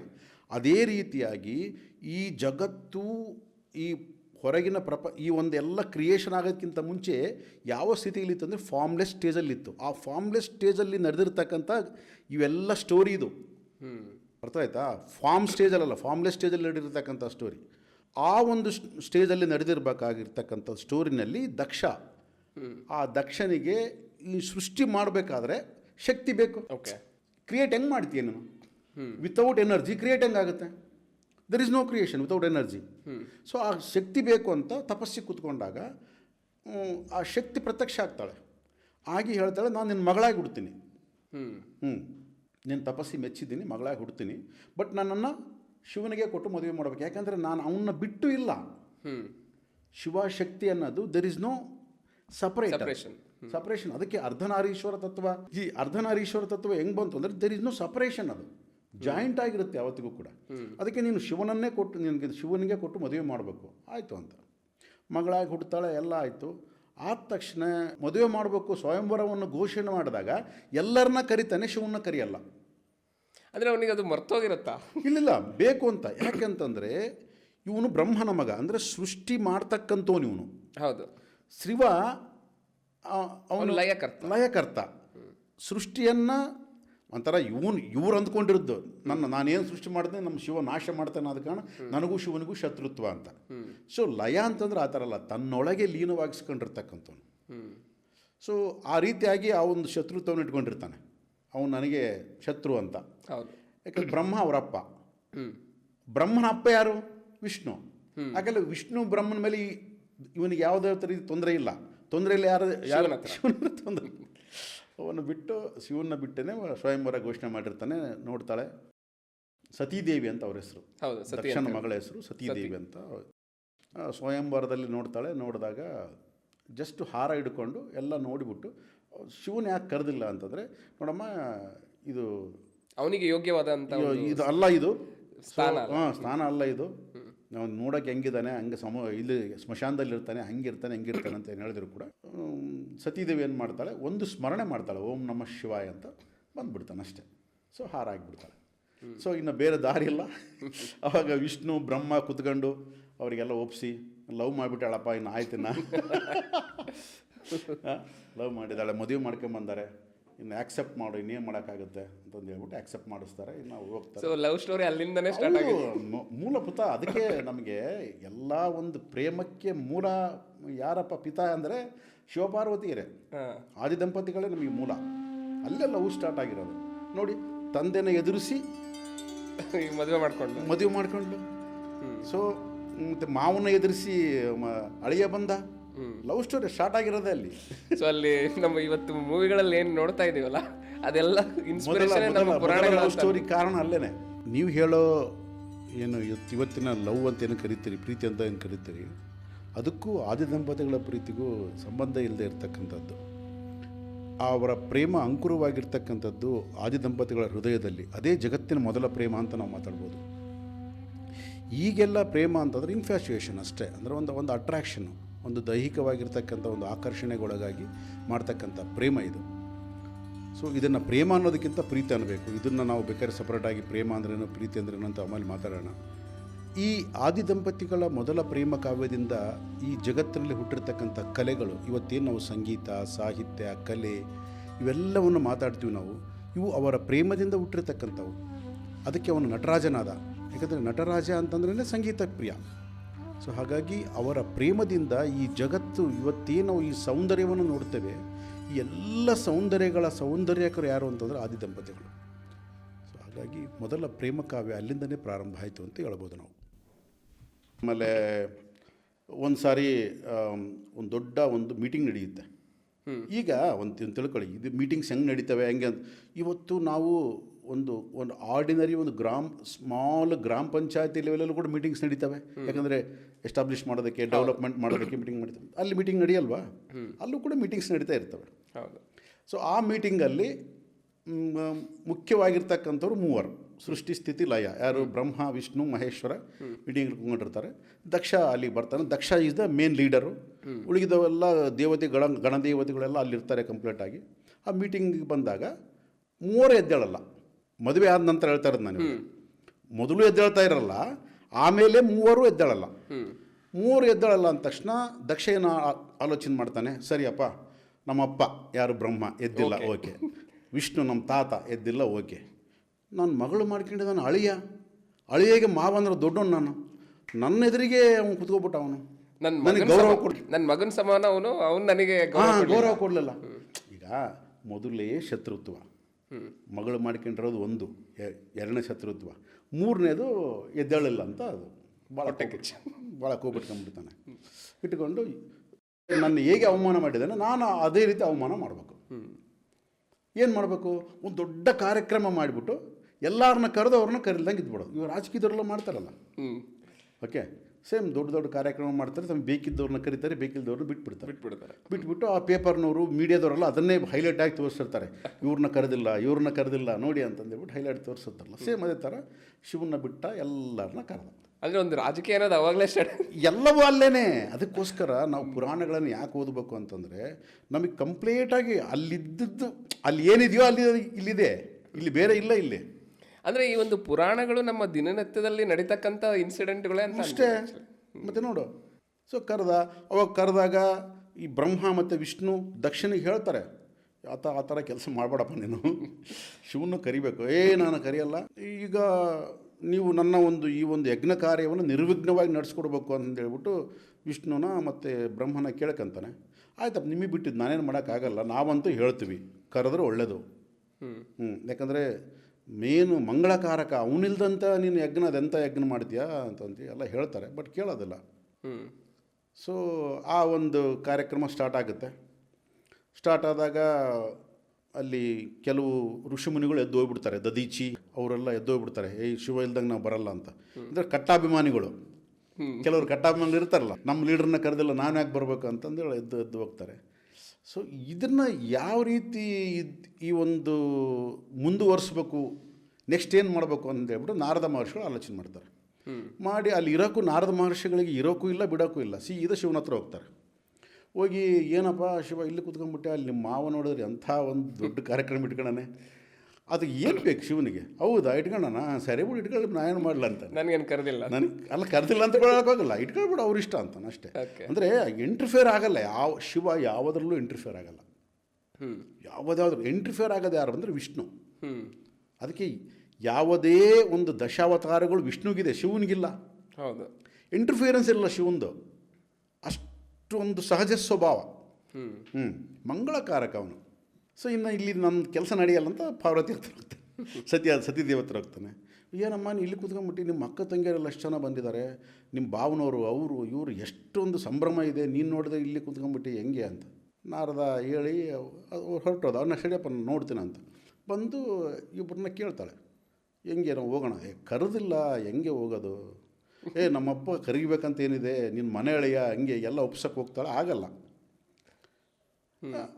ಕೊನೆಗೂ ಶಿವ ಒಂದು ಮಾತಾಡ್ತಾನೆ, ನೀನು ಇಷ್ಟೆಲ್ಲ ಮಾತಾಡ್ತೀಯಲ್ಲ, ದಕ್ಷಿಣ ಮಗಳು ದಾಕ್ಷಾಯಣಿ ಅಂತ ನಿರೂಪಿಸ್ಬಿಟ್ಟೆ ನೀನು ಅಂತೇಳ. ಅದು ಸತೀದೇವಿ ಭಾಳ ಕೋಪ ಬರುತ್ತೆ.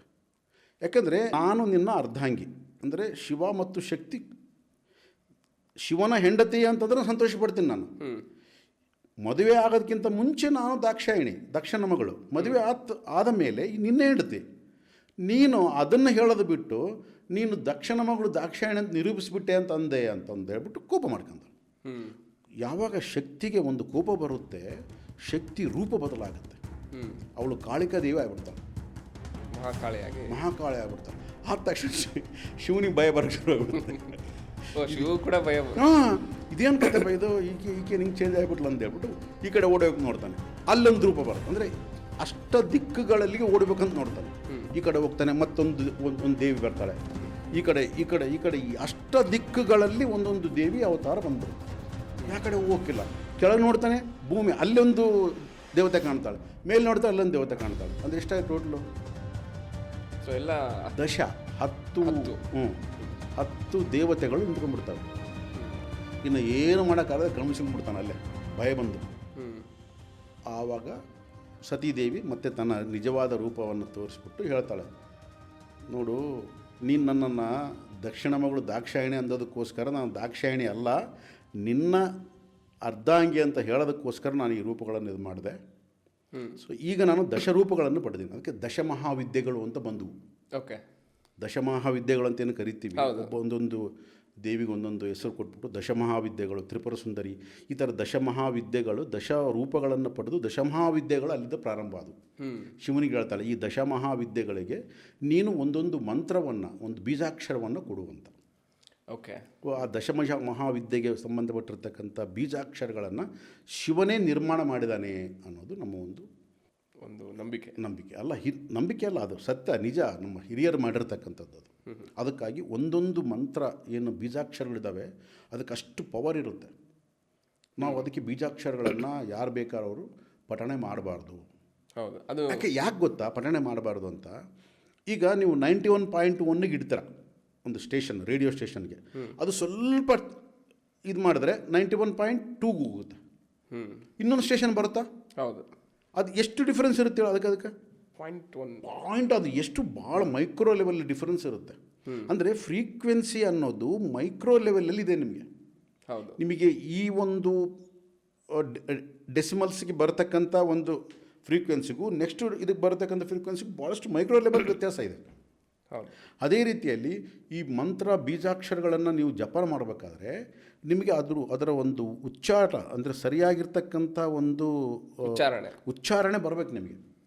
ಆ ಉಚ್ಚಾರಣೆ ಇಲ್ದಂಗೆ ಸ್ವಲ್ಪ ಹೆಚ್ಚು ಕಮ್ಮಿ ಮಾಡು, ಹ್ರೀಂಗ್ ಗ್ರೀಂಗ್ ಗುರುಂಗ್ ಏನೋ ಮಾಡಿಬಿಟ್ರೆ ಅಂತ ಅಂದ್ಕೊಳ್ಳಿ, ಆ ಒಂದು ಫ್ರೀಕ್ವೆನ್ಸಿ ಚೇಂಜ್ ಆಗಿ ಅದು ಬ್ಯಾಡ್ ಫ್ರೀಕ್ವೆನ್ಸಿ ಆಗ್ಬೋದು. ನೀವು ಅದನ್ನು ಗುಡ್ ಫ್ರೀಕ್ವೆನ್ಸಿ ಅಂತ ನೀವು ಮಾಡೋಕೆ ಹೋದ್ರೆ ಬ್ಯಾಡ್ ಫ್ರೀಕ್ವೆನ್ಸಿ ಆಗ್ಬೋದು. ಅದಕ್ಕೆ ಭಾಳಷ್ಟು ಜನ ಈ ಥರ ಏನೇನೋ ಉಚ್ಚಾರಣೆ ಮಾಡೋಕೆ ಹೋಗ್ಬಿಟ್ಟು ಭಾಳಷ್ಟು ಆರೋಗ್ಯ ಕೆಡಿಸ್ಕೊಂಡಿದ್ದಾರೆ, ಮನಸ್ಥಿತಿ ಕೆಡಿಸ್ಕೊಂಡಿದ್ದಾರೆ, ಬೇಕಾದ ಆಗೋಗ್ಬಿಟ್ಟಿದೆ. ಅದಕ್ಕಾಗಿ ಯಾವುದೂ ಕೂಡ ನಾವು ಮಂತ್ರೋಚ್ಚಾರಣೆಗಳನ್ನು, ಈ ನಾರ್ಮಲ್ ಮಂತ್ರಗಳನ್ನು ಉಚ್ಚಾರಣೆ ಮಾಡಿದ್ರೆ ಏನು ತೊಂದರೆ ಇಲ್ಲ, ಬಟ್ ಬೀಜಾಕ್ಷರಗಳನ್ನು ನಾವು ಉಚ್ಚಾರಣೆ ಮಾಡಬೇಕಾದ್ರೆ ಮಾತ್ರ ತುಂಬ ಜಾಗ್ರತೆ ಇರಬೇಕು. ಅದು ಗುರುಮುಖೇನ ನಾವು ಅದನ್ನು ಮಾಡಬೇಕಾಗುತ್ತೆ. ನಮಗೊಬ್ಬ ಗುರು ಇರಬೇಕು, ಆ ಗುರುಮುಖೇನ ನಾವು ಕಲ್ತ್ಕೋಬೇಕು. ಗುರು ಅಂದ ತಕ್ಷಣ ಅದಂತಲ್ಲ, ಆ ಉಚ್ಚಾರಣೆಗಾಗಿರ್ತಕ್ಕಂಥ ಗುರುಗಳು ಇದ್ದಾರೆ, ಅವ್ರು ಕಲಿಸ್ಕೊಡ್ತಾರೆ ಯಾವ ರೀತಿ ಉಚ್ಚಾರಣೆ ಮಾಡಬೇಕು, ನಿನಗೆ ಯಾವುದು ಶೂಟ್ ಆಗುತ್ತೆ, ನಿನಗೆ ಯಾವುದು ಬೇಕು ಅದೆಲ್ಲ ಕಲಿಸ್ಕೊಡ್ತಾರೆ. ಆ ರೀತಿ. ಸೊ ಅಲ್ಲಿಂದ ಸತೀದೇವಿ ಹೋಗ್ತಾಳೆ. ಸಿಟ್ಟು, ಭಾಳ ಕೋಪ ಬಂದುಬಿಟ್ಟಿರ್ತದೆ, ನನ್ನ ಗಂಡನ ಕರೆದಿಲ್ಲ ಅಂತ. ಅಲ್ಲಿಗೆ ಹೋದ ತಕ್ಷಣ ಬಂದಿದ್ದು ಭಾಳ ಒಳ್ಳೇದಾಯ್ತಮ್ಮ, ನೀನು ನಾನು ಯಾಕೆ ಕರೆದಿಲ್ಲ ಅದಕ್ಕೆ ಎಕ್ಸ್ಪ್ಲನೇಷನ್ ಹೇಳಕ್ಕೆ ಹೋಗ್ತಾನೆ. ಯಾಕೆ ಕರೆದಿಲ್ಲ ಗೊತ್ತಾ? ನಿನ್ನ ಕರೆದಿದ್ದಂತ ಅನ್ಕೋ, ನಿನ್ನ ಗಂಡ ಬರ್ತಾನೆ. ಇಲ್ಲಿ ಎಷ್ಟು ಸಂಭ್ರಮ ಇದೆ, ನಿನ್ನ ಗಂಡ ಬಂದರೆ ಇಲ್ಲಿ ಸಂಭ್ರಮ ಎಲ್ಲ ಹಾಳಾಗೋಗುತ್ತೆ. ಯಾಕೆ ಅಂತ ಕೇಳ್ತಾಳೆ. ಅಲ್ಲಮ್ಮ, ಅದು ಯಾವುದೋ ಒಂದು ಹುಲಿ ಚರ್ಮ ಅವೆಲ್ಲ ಜುಡುಗಳು ಎಲ್ಲ ಹಾಕ್ಕೊಂಡಾನೆ, ಆ ಜಟಾ ಜೂಡುಗಳೆಲ್ಲ ಬಿಟ್ಕೊಂಡಾನೆ, ಏನಾದರೂ ಎಲ್ಲಾದರೂ, ಆಮೇಲೆ ಆ ಶವದ ಬೂದಿ ಪಡ್ಕೊಂಡಾನೆ. ಇಂಥ ಒಂದು ಸಂಭ್ರಮದ ವಾತಾವರಣದಲ್ಲಿ ಆತ ಬಂದಾಗ ಏನು ನೋಡೋರಿಗೆ ಹೆಂಗೆ ಚೆನ್ನಾಗಿ ಕಾಣೋದು. ಅದಕ್ಕಾಗಿ ನಾನು ಕರೆದಿಲ್ಲ. ಸೊ ಅಂದರೆ ಇಲ್ಲಿ ನಮ್ಮ ದೈನಂದಿನ ಜೀವನದಲ್ಲಿ ಏನು ನಡೀತಾ ಇದೆ ಆ ಒಂದು ಇನ್ಸಿಡೆಂಟ್ ಅಲ್ಲಿ ನಡೆದಿದೆ ಅಂತ ಮತ್ತೆ ಆವಾಗ ಸತೀದೇವಿಗೆ ಕೋಪ ಬರುತ್ತೆ. ಮಂಗಳಕಾರಕನಾಗಿರ್ತಕ್ಕಂಥ ನನ್ನ ಗಂಡನ್ನು ನೀನು ಈ ರೀತಿ ಅಮಂಗಳವಾಗಿ ಮಾತಾಡ್ತಾ ಇದೀಯ ಅಂತ ಅಂದ್ಬಿಟ್ಟು ಒಂದು ಯೋಗವಿದ್ಯೆಯಿಂದ ತನ್ನನ್ನು ತಾನು ದಹಿಸ್ಕೋತಾಳೆ. ಇದು ಅಲ್ಲಿ ನಡೆದಿರ್ತಕ್ಕಂಥದ್ದು. ಆಮೇಲೆ ಅದು ಮತ್ತೆ ಶಿವನಿಗೆ ಗೊತ್ತಾಗುತ್ತೆ. ಶಿವನಿಗೆ ಗೊತ್ತಾದರೆ ಒಂದು ಜಟಾಜೂಟದಿಂದ ವೀರಭದ್ರನ ಸೃಷ್ಟಿ ಮಾಡ್ತಾನೆ. ಆತ ಬಂದು ಫುಲ್ ಕಂಪ್ಲೀಟ್ ದಕ್ಷನ ನಾಶ, ಅಲ್ಲಿ ಇರ್ತಕ್ಕಂಥ ದೇವತೆಗಳು ಏನಿದ್ರಲ್ಲಿ ಎಲ್ಲರನ್ನ ಸದೆ ಬಡಿತಾರೆ ಎಲ್ಲರನ್ನ. ಎಲ್ಲ ಕಂಪ್ಲೀಟು ಅದು ರಸಾಬಸ ಆಗೋಗ್ಬಿಡುತ್ತೆ, ಎಲ್ಲ ಓಡೋಗ್ಬಿಡ್ತಾರೆ ಎಲ್ಲರೂ. ಆ ಟೈಮಲ್ಲಿ ಮತ್ತೆ ಬ್ರಹ್ಮನ ಮಗ ದಕ್ಷ, ಬ್ರಹ್ಮ ಹೋಗ್ತಾನೆ ಅಲ್ಲಿಗೆ ಶಿವನ ಹತ್ರ. ಬ್ರಹ್ಮನಿಗೆ ಭಯ, ಹೆಂಗಿರ್ತಾನೋ ಏನೋ, ಎಷ್ಟು ಕೋಪದಿಂದ ಇರ್ತಾನೋ ಏನೋ, ನನಗೇನು ಮಾಡ್ತಾನೋ ಗೊತ್ತಿಲ್ಲ. ಅಲ್ಲೋಗಿ ನೋಡ್ತಾನೆ ಶಿವ ಆರಾಮಾಗಿ ಕುತ್ಕೊಂಡು ಒಂದು ಮುನಿಗಳು ಯಾರಾದರೂ ಇದ್ರೆ ಅವ್ರ ಹತ್ರ ಡಿಸ್ಕಸ್ ಮಾಡ್ತಾ ಇರ್ತಾನಂತೆ. ಯಾವುದು ಇದು ಎದ್ರ ಬಗ್ಗೆ ಡಿಸ್ಕಸ್ ಮಾಡ್ತಾ ಇರ್ತಾರೆ ಅಂದರೆ ಅವರು ಏನೋ ಇರ್ತದೆ ಓಕೆ ಮಾಡ್ತಾ ಇರ್ತಾರೆ. ಸೊ ಅಲ್ಲಿಗೆ ಹೋಗ್ತಾನೆ, ಬ್ರಹ್ಮ ಗಾಬರಿ ಆಗ್ಬಿಡ್ತಾನೆ. ನಾನು ಏನೋ ಅಂದ್ಕೊಂಬಂದ್ಬಿಟ್ಟೆ, ಎಷ್ಟು ಒಂದು ಕೋಪದಲ್ಲಿ ಇರ್ತಾನೆ ಅಂತ ಅಂದ್ಕೊಂಡು ಬಂದೆ, ಇದೇನಪ್ಪ ಇಷ್ಟು ಶಾಂತ ಮೂರ್ತಿ ಆಗಿದ್ದಾನೆ ಅಂತ. ಅಲ್ಲಿಗೆ ಬಂದು ಬರ್ರಿ ಬ್ರಹ್ಮವ್ರೆ ಕೂತ್ಕೊಳ್ರಿ, ಕಾಫಿ ಕೊಡ್ರಿ, ಟೀ ಕೊಡ್ರಿ ಅಂತೆಲ್ಲ ಆದಮೇಲೆ, ಅಲ್ಲ ಇಲ್ಲಿ ಕಾಫಿ ಟೀ ಇರ್ಬಪ್ಪ, ಅಲ್ಲಿ ಎಲ್ಲ ರಸಾಬಸ ಆಗೋಗ್ಬಿಟ್ಟದೆ, ಎಲ್ಲ ಒಂದು ಯುದ್ಧನೇ ನಡೆದೋಗ್ಬಿಟ್ಟದೆ. ದಕ್ಷ ಹಿಂಗೆ ಸಂಹಾರ ಆಗ್ಯಾನೆ. ಅದನ್ನು ಪೂರ್ತಿ ಮಾಡ್ಬೇಕು ಯಜ್ಞ. ಯಾಕಂದರೆ ಆ ಒಂದು ಯಜ್ಞ ಪೂರ್ತಿ ಆದ್ರೇ ಎಲ್ಲರಿಗೂ ಶುಭವಾಗುತ್ತೆ ಅಂತ ಕರ್ಕೊಂಡು ಬರ್ತಾನೆ. ಬಂದ ಮೇಲೆ ಯಾವ ಅಮಂಗಳಕಾರಕನಾಗಿರ್ತಕ್ಕಂಥ ಶಿವ ಇಲ್ಲಿ ಬರಬಾರ್ದು ಅಂತೇನು ಹೇಳಿದ್ನೋ, ಅಲ್ಲಿ ಎಲ್ಲ ತಳಿರು ತೋರಣಗಳೆಲ್ಲ ಕಿತ್ತಿ ಬಿಸಾಕಿ ಎಲ್ಲ ಒಂಥರ ಸ್ಮಶಾನ ವಾತಾವರಣವನ್ನು ನಿರ್ಮಾಣ ಆಗಿತ್ತು. ಈ ಮಂಗಳಕಾರಕನಾದ ಶಿವ ಪಾದ ಇಟ್ಟ ತಕ್ಷಣ ಆಟೋಮೆಟಿಕ್ಕಾಗಿ ಮತ್ತೆ ಎಲ್ಲ ರೀತಿಯಾದ ಮಂಗಳಕರವಾಗಿರ್ತಕ್ಕಂಥ ಒಂದು ಶೋಭೆ ಅಲ್ಲಿ ಬರುತ್ತೆ. ಅಂದರೆ ಯಾರು ಮಂಗಳ, ಯಾರ ಅಮಂಗಳ. ಯಾವ ದಕ್ಷ ನಿನ್ನ ಗಂಡ ಅಮಂಗಳ ಅಂತ ಹೇಳಿದ್ನೋ, ಸ್ಮಶಾನದಲ್ಲಿರ್ತಾನೆ, ಒಂದು ಶವದ ಒಂದು ಭಸ್ಮವನ್ನು ಧರಿಸ್ತಾನೆ ಅಂತಂದು ಏನೆಲ್ಲ ಒಂದು ಕಮಂಡಲ ಇದು ಕಾಪಾರಿಗಳನ್ನು ಹಾಕ್ಕೊಂಡಿರ್ತಾನೆ, ಚರ್ಮವನ್ನು ಧರಿಸ್ತಾನೆ, ಜಟಗಳನ್ನು ಬಿಡ್ತಾನೆ, ಈ ಥರ ಎಲ್ಲ ಅಂತಂದು ಹೇಳಿದ್ನೋ, ಆತ ತನ್ನ ಒಂದು ಪಾದ ಇಟ್ಟ ತಕ್ಷಣ ಅಲ್ಲಿ ಕಂಪ್ಲೀಟ್ ಒಂದು ಮಂಗಳಕರವಾದ ವಾತಾವರಣ ತಯಾರಾಗುತ್ತೆ. ಮತ್ತು ದೇವತೆಗಳು ವಾಪಸ್ ಬರ್ತಾರೆ, ಋಷಿಮುನಿಗಳು ವಾಪಸ್ ಬರ್ತಾರೆ. ಸೊ ಎಲ್ಲವನ್ನು ಸಮಸ್ತವಾಗಿ ಆರಾಮಾಗುತ್ತೆ ಎಲ್ಲ. ಆದಮೇಲೆ ಇನ್ನು ದಕ್ಷಿಣೆಯ ಒಂದು ತಲೆ ಹೋಗಿರುತ್ತೆ. ವೀರಭದ್ರನ ಕರೀತಾನೆ, ಏನಪ್ಪ ಎಲ್ಲಿ ಇಟ್ಟಿಗೆ ತೊಂಬ ಅಂಟ್ಸನು ಅಂತಂದರೆ, ವೀರಭದ್ರ ಏನು ಮಾಡ್ಬೇಕಪ್ಪ, ಇವು ಹೆಂಗೆ ಹೇಳ್ಬೇಕು ಅಂತ ನಿಧಾನವಾಗಿ ಹೇಳ್ತಾನೆ. ಇಲ್ಲ, ನಾನು ಅದನ್ನು ಯಜ್ಞಕುಂಡದಲ್ಲಿ ಹಾಕಿ ಸುಟ್ಬಿಟ್ಟೆ ಅದನ್ನು ಅಂತ. ಅದು ಯಜ್ಞಕುಂಡದಲ್ಲಿ ಹೋಗುತ್ತೆ ಆ್ಯಕ್ಚುಲಿ, ಕಡಿದ ತಕ್ಷಣ ಸುಟ್ಬಿಟ್ಟೆ ನಾನು ಅಂತ. ಏನು ಮಾಡೋದು ಅಂತಂದರೆ, ಅವಾಗ ಇನ್ನು ಯಾವುದೋ ಒಂದು ಕುರಿ ತಲೆನೋ ಮೇಕೆ ತಲೆನೋ ತಂದು ಅವ್ರಿಗೆ ಇಡ್ತಾರೆ. ಇಟ್ಬಿಟ್ಟು, ಯಾಕಂದರೆ ಬುದ್ಧಿ ಬರಲಿ ಜೀವನದಲ್ಲಿ ಅಂತ. ಸೊ ಇದು ಆ್ಯಕ್ಚುಲಿ. ಆಮೇಲೆ ಸತೀದೇವಿಯ ಒಂದು ಶರೀರ ಅಲ್ಲೇ ಬಿದ್ದಿರುತ್ತೆ. ಆಮೇಲೆ ಶಿವ ಯಾವಾಗ ಒಂದು ಶರೀರವನ್ನು ನೋಡಿದ ಮೇಲೆ ಭಾಳಷ್ಟು ತಾಪದಿಂದ ಆ ಒಂದು ಶರೀರವನ್ನು ಎತ್ತಿಕೊಂಡು ಆ ಒಂದು ಅಭಿಮಾನದಿಂದ ಒಂದು ತನ್ಮಯತ್ವದಿಂದ ಮೈಮರೆತು ನರ್ತನೆ ಮಾಡ್ತಾನೆ. ಆ ನರ್ತನೆ ಏನಾಗುತ್ತೆ, ಮಾಡ್ತಾ ಮಾಡ್ತಾ ಮಾಡ್ತಾ ಮಾಡ್ತಾ ಮಾಡ್ತಾ ಮಾಡ್ತಾ ಅದು ತಾಂಡವ ನೃತ್ಯ ಆಗೋಗ್ಬಿಡುತ್ತೆ. ಸೊ ಅದನ್ನು ಯಾರು ಭರಿಸೋಕ್ಕಾಗ್ತಾ ಇರ್ತಕ್ಕಂಥ ನರ್ತನೆ ಸ್ಟಾರ್ಟ್ ಆಗುತ್ತೆ. ಆಗ ವಿಷ್ಣು ಆ ಶಕ್ತಿನ ಧ್ಯಾನಿಸಿದರೆ ಶಕ್ತಿ ವಿಷ್ಣುಗೆ ಹೇಳ್ತಾಳೆ, ಆ ಶರೀರವನ್ನು ತುಂಡರಿಸು, ನಿನ್ನ ಒಂದು ಸುದರ್ಶನ ಶಕ್ತಿಯಿಂದ ಶರೀರವನ್ನು ತುಂಡರಿಸು. ಆಗ ಶಿವ ಮೈಮರೆತು ಡ್ಯಾನ್ಸ್ ಮಾಡ್ತಕ್ಕಂಥ ಸಮಯದಲ್ಲಿ ಶಿವನಿಗೆ ಗೊತ್ತಿರಲಾರ್ದಂಗೆ ಸುದರ್ಶನ ಚಕ್ರ ಹೋಗ್ಬಿಟ್ಟು ತುಂಡರಿಸಿದ ಮೇಲೆ ಶಿವಗೆ ಸ್ವಲ್ಪ ಹೊತ್ತು ಲೈಟ್ ಆಗಿಬಿಡುತ್ತೆ. ಯಾಕಂದರೆ ಅದು ಬಾಡಿ ಇಟ್ಕೊಂಡಿರ್ತಾನಲ್ಲ, ಬಾಡಿ ಇಲ್ಲಲ್ಲ, ಗೊತ್ತಾಗುತ್ತೆ. ಆವಾಗ ಯಾರು ಹೇಳೋದು ಶಿವನಿಗೆ ಹೋಗಿ, ನಿನ್ನ ಬಾಡಿ ನಿನ್ನ ಹೆಂಡತಿ ಒಂದು ಶರೀರವನ್ನು ವಿಷ್ಣು ತುಂಡರಿಸ್ಬಿಟ್ಟ ಅಂತ ಹೇಳ್ಬಿಟ್ರೆ ಏನಾಗತ್ತೆ, ಮತ್ತೆ ಗಲಾಟೆ ಶೋರ ಬಿಡುತ್ತೆ. ಸೊ ಆವಾಗ ವಿಷ್ಣು ನಿಧಾನವಾಗಿ ಸ್ವಲ್ಪ ಅವ್ರನ್ನೆಲ್ಲ ಸಮಾಧಾನ ಮಾಡಿ ಕೂಡಿಸ್ಬಿಟ್ಟು ಆಮೇಲೆ ಹೇಳ್ತಾನೆ, ಇಲ್ಲಪ್ಪ ನಿನ್ನ ಹೆಂಡತಿ ಅನುಮತಿ ತೊಗೊಂಡೆ ನಾನು ಅದನ್ನೆಲ್ಲ ಮಾಡಿದ್ದೀನಿ. ಆಗ ಶಿವ ಕೋಪದಿಂದ ಉರಿದು ಏನು ಮಾಡ್ತಾನೆ, ನನಗೆ ಸತಿ ವಿಯೋಗ ನಾನು ಹೇಗಾಯಿತೋ ನಿನಗೂ ಕೂಡ ಸತಿ ವಿಯೋಗ ಆಗಲಿ ಗೊತ್ತಾಗುತ್ತೆ ನಿನ್ನ ಲೈಫಲ್ಲಿ. ಓಕೆ. ಸೊ ಅವಾಗ ವಿಷ್ಣುಗೆ ಶಾಪ ಕೊಡ್ತಾನೆ. ಅದೆಲ್ಲ ಆಗುತ್ತೆ. ಸ್ವಲ್ಪ ಹೊತ್ತು ಕೂಲ್ ಆದಮೇಲೆ ಮತ್ತೆ ಶಿವನೇ ಅಂತಾನೆ, ಅಯ್ಯೋ ಎಂಥ ಕೆಲಸ ಮಾಡಿಬಿಟ್ಟೆ, ನನಗೂ ವಿಯೋಗ ಆಗಿದೆ ಅಂತ ನಿನಗೂ ವಿಯೋಗ ಆಗಲಿ ಅಂತ ಶಾಪ ಕೊಟ್ಬಿಟ್ಟೆ, ಎಂಥ ಇದಾಯಿತು.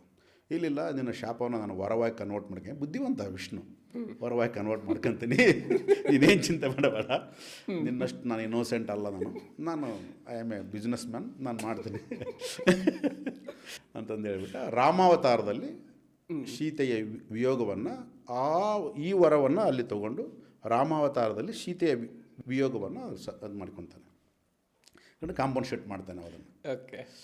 ಸೊ ಆಗ ಏನು ಸತಿಯ ಒಂದು ದೇಹವನ್ನು ತುಂಡರಿಸಿ ಮಾಡಿದ್ರಲ್ಲ, ಅದು ಹಲವಾರು ರೀತಿಯಾಗಿದೆ. 108 ತುಂಡಾಯಿತು ಅಂತಿದೆ. 108 ಶಕ್ತಿಪೀಠಗಳಿವೆ.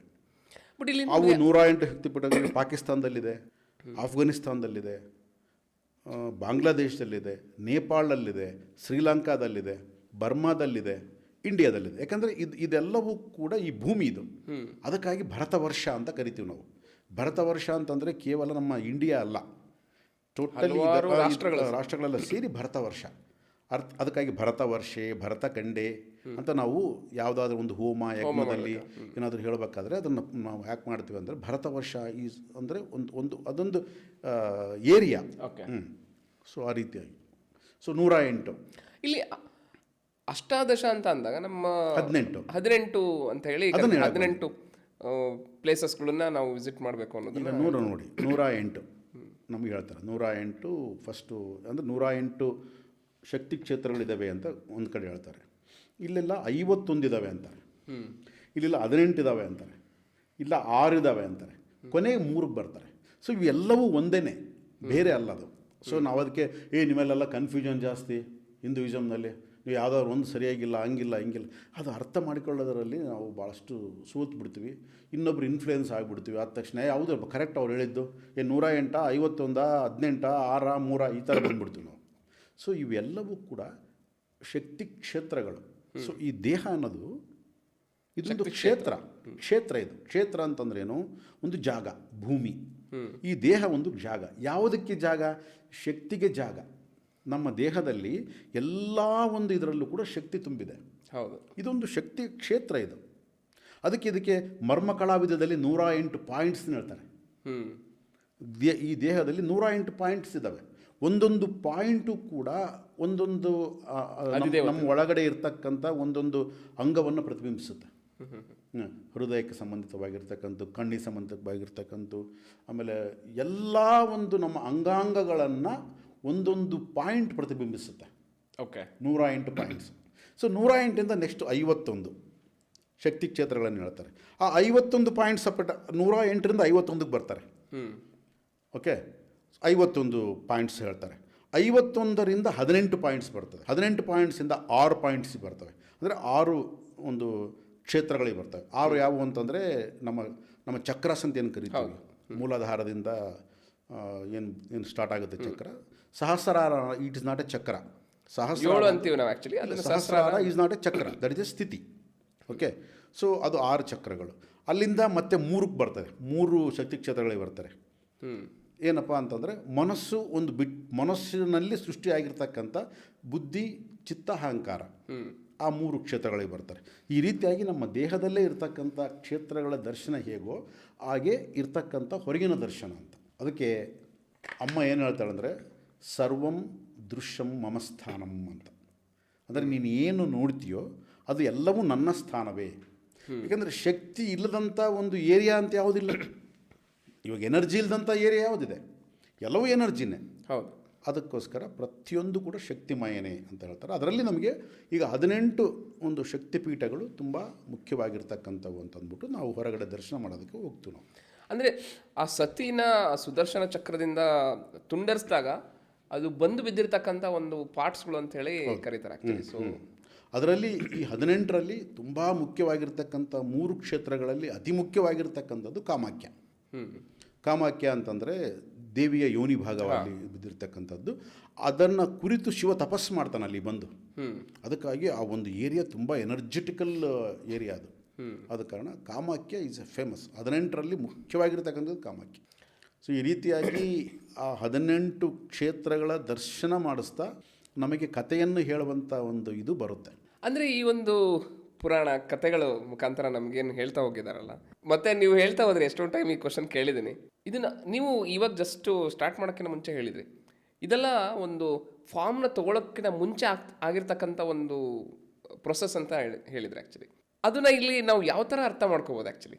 ಸೊ ಇವಾಗ ಆ ವೆಬ್ ಸೀರೀಸಲ್ಲಿ ದಕ್ಷ ಯಜ್ಞ ಮಾಡ್ತಾ ಇದ್ದಾಗ ಋಷಿಮುನಿಗಳು ಬಂದರು, ಶಿವ ಬಂದರು, ಪಾರ್ವತಿ ಕೂಡ ಬಂದರು ಅಂತ ಹೇಳ್ಬಿಟ್ಟು ಆ ವೆಬ್ ಸೀರೀಸಲ್ಲಿ ರಂಜಿತ್ ಸೋನಿ ಬಂದ್ಬಿಟ್ಟು ಪೂಜಾರಿ ಜೊತೆಗೆ ಮಾತಾಡ್ತಾ ಇರಬೇಕಾದ್ರೆ ಹೇಳ್ತಾನೆ ಆ್ಯಕ್ಚುಲಿ ಇದು ಪವಿತ್ರವಾಗಿರ್ತಕ್ಕಂಥ ಸ್ಥಳ ಇದು, ಅಂಥೇಳಿ ಅಂತಾರೆ. ಆದರೆ ಇವಾಗಲೂ ಕೂಡ ನಾವು ಆ ಪ್ಲೇಸಸ್ಗಳಿಗೆ ವಿಸಿಟ್ ಮಾಡಿದರೆ ಆ ಒಂದು ಶಕ್ತಿ ನಾವು ಅನುಭವಿಸ್ಬೋದು ಆ್ಯಕ್ಚುಲಿ.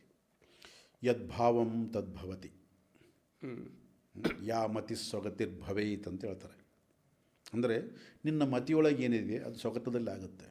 ಯದ್ಭಾವಂ, ನಿನ್ನ ಭಾವನೆಯಲ್ಲಿ ಏನಿದೆ ಅದು ಕೂಡ ತದ್ಭವತಿ, ಅದು ಭವಿಷ್ಯತ್, ಅದು ಆಗುತ್ತೆ ಅದು. ಸೊ ನೀನು ಯಾವ ಒಂದು ರೂಪದಲ್ಲಿ, ಯಾವ ಒಂದು ಸ್ಥಿತಿಯಲ್ಲಿ ನಿನ್ನ ಮನಸ್ಸನ್ನು ಇಟ್ಟುಕೊಂಡು ನೀನು ದರ್ಶನವನ್ನು ಮಾಡ್ತೀಯ ಅನ್ನೋದ್ರ ಮೇಲೆ ಡಿಪೆಂಡ್ ಆಗುತ್ತೆ. ಯಾವುದೇ ಒಂದು ಕ್ಷೇತ್ರ ಅಲ್ಲಿ ಇದೆ ಅಂತ ಅಂದ್ಕೊಂಡ್ರೆ ಇದೆ, ಅದು ನಂಬಿಕೆ ಅಲ್ಲ, ಅಲ್ಲಿ ವಿಶ್ವಾಸ. There is a difference between ನಂಬಿಕೆ ಆ್ಯಂಡ್ ವಿಶ್ವಾಸ. ಬಿಲೀಫ್ ಆ್ಯಂಡ್ ಫೇತ್ ಅಂತ ಕರಿತೀವಿ. ನಂಬಿಕೆ ಅಂದರೆ ಬಿಲೀಫ್, ಅದು ಬಿಲೀಫ್ ಅಂತಂದರೆ ನಾನು ನಂಬಿಕೆಗಳನ್ನು ತುಂಬಿಕೊಂಡಿರೋದು. ಫೇತ್ ಅದಲ್ಲ, ಅದಕ್ಕೆ ಬಿಯಾಂಡ್ ದ ಬಿಲೀಫ್ ಫೇತ್, ನಿಲ್ಕದೇ ಇರತಕ್ಕಂಥದ್ದು ಫೇತ್. ನೀನು ಆ ಜಾಗದಲ್ಲಿ ಇದೆ ಅಂದರೆ ಇದೆ.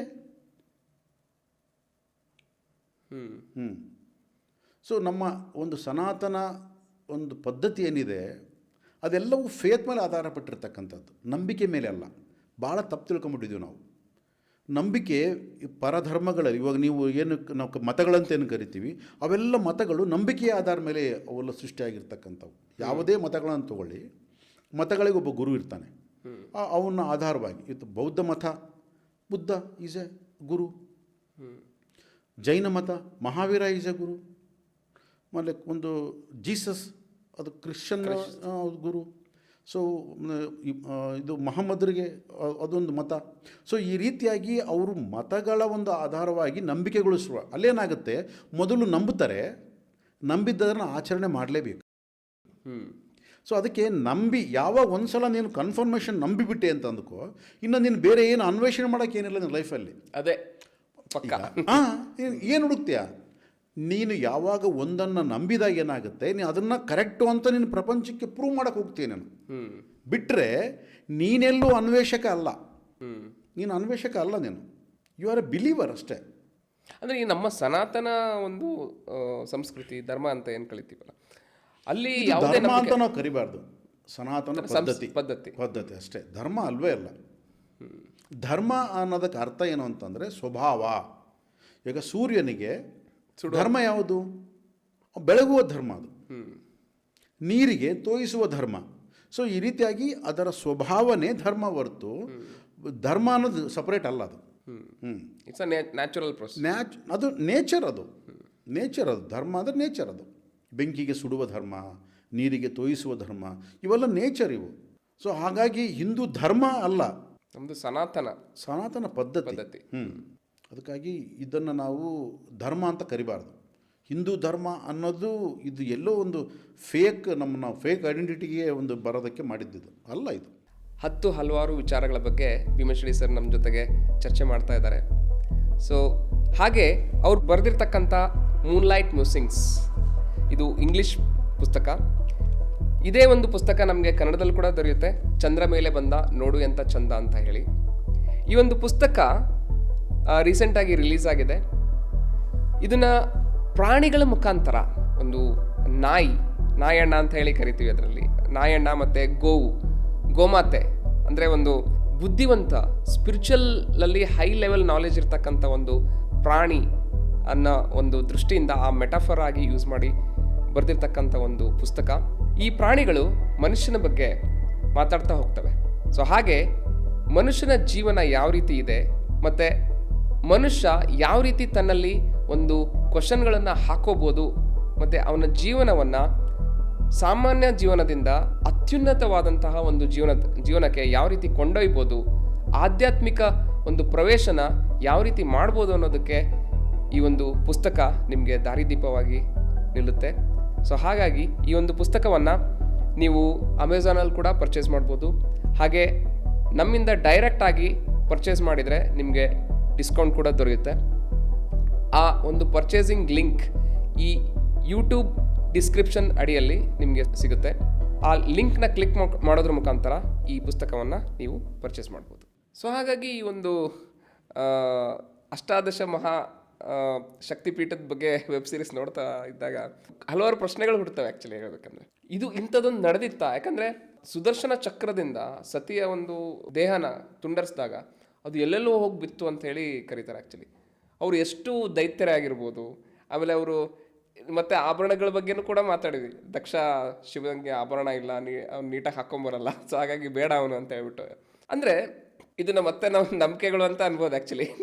ಸೊ ಇದನ್ನ ನಾವು ಯಾವ ಥರ ಅದನ್ನು ಸ್ವೀಕಾರ ಮಾಡ್ಬೋದು ಸರ್ ಆ್ಯಕ್ಚುಲಿ? ಇದು ನಿಜವಾಗ್ಲೂ ನಡೆದಿರ್ತಕ್ಕಂಥ ಒಂದು ಘಟನೆನಾ, ಅಥವಾ ಇದು ಊಹೆ ಅಲ್ಲಿ ಇರ್ತಕ್ಕಂಥದ್ದ?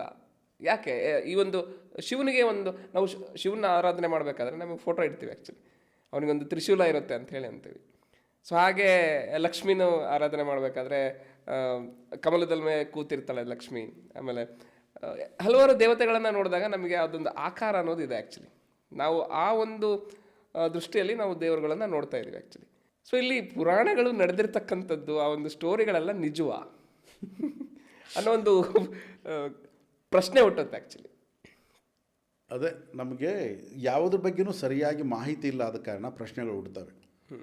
ಇವಾಗ ನಾವು ಅದನ್ನು ಈ ಪ್ರಶ್ನೆ ಹುಟ್ಟುತ್ತವೆ, ಬಟ್ ನಾವು ಈ ಪ್ರಶ್ನೆಗೆ ಆನ್ಸರು ಹೊರಗಿಂದ ಪಡಿಬೇಕಂತ ನೋಡ್ತೀವಿ, ನಾವು ಅನ್ವೇಷಣೆ ಮಾಡ್ಬೇಕಂತ ನೋಡಲ್ಲ.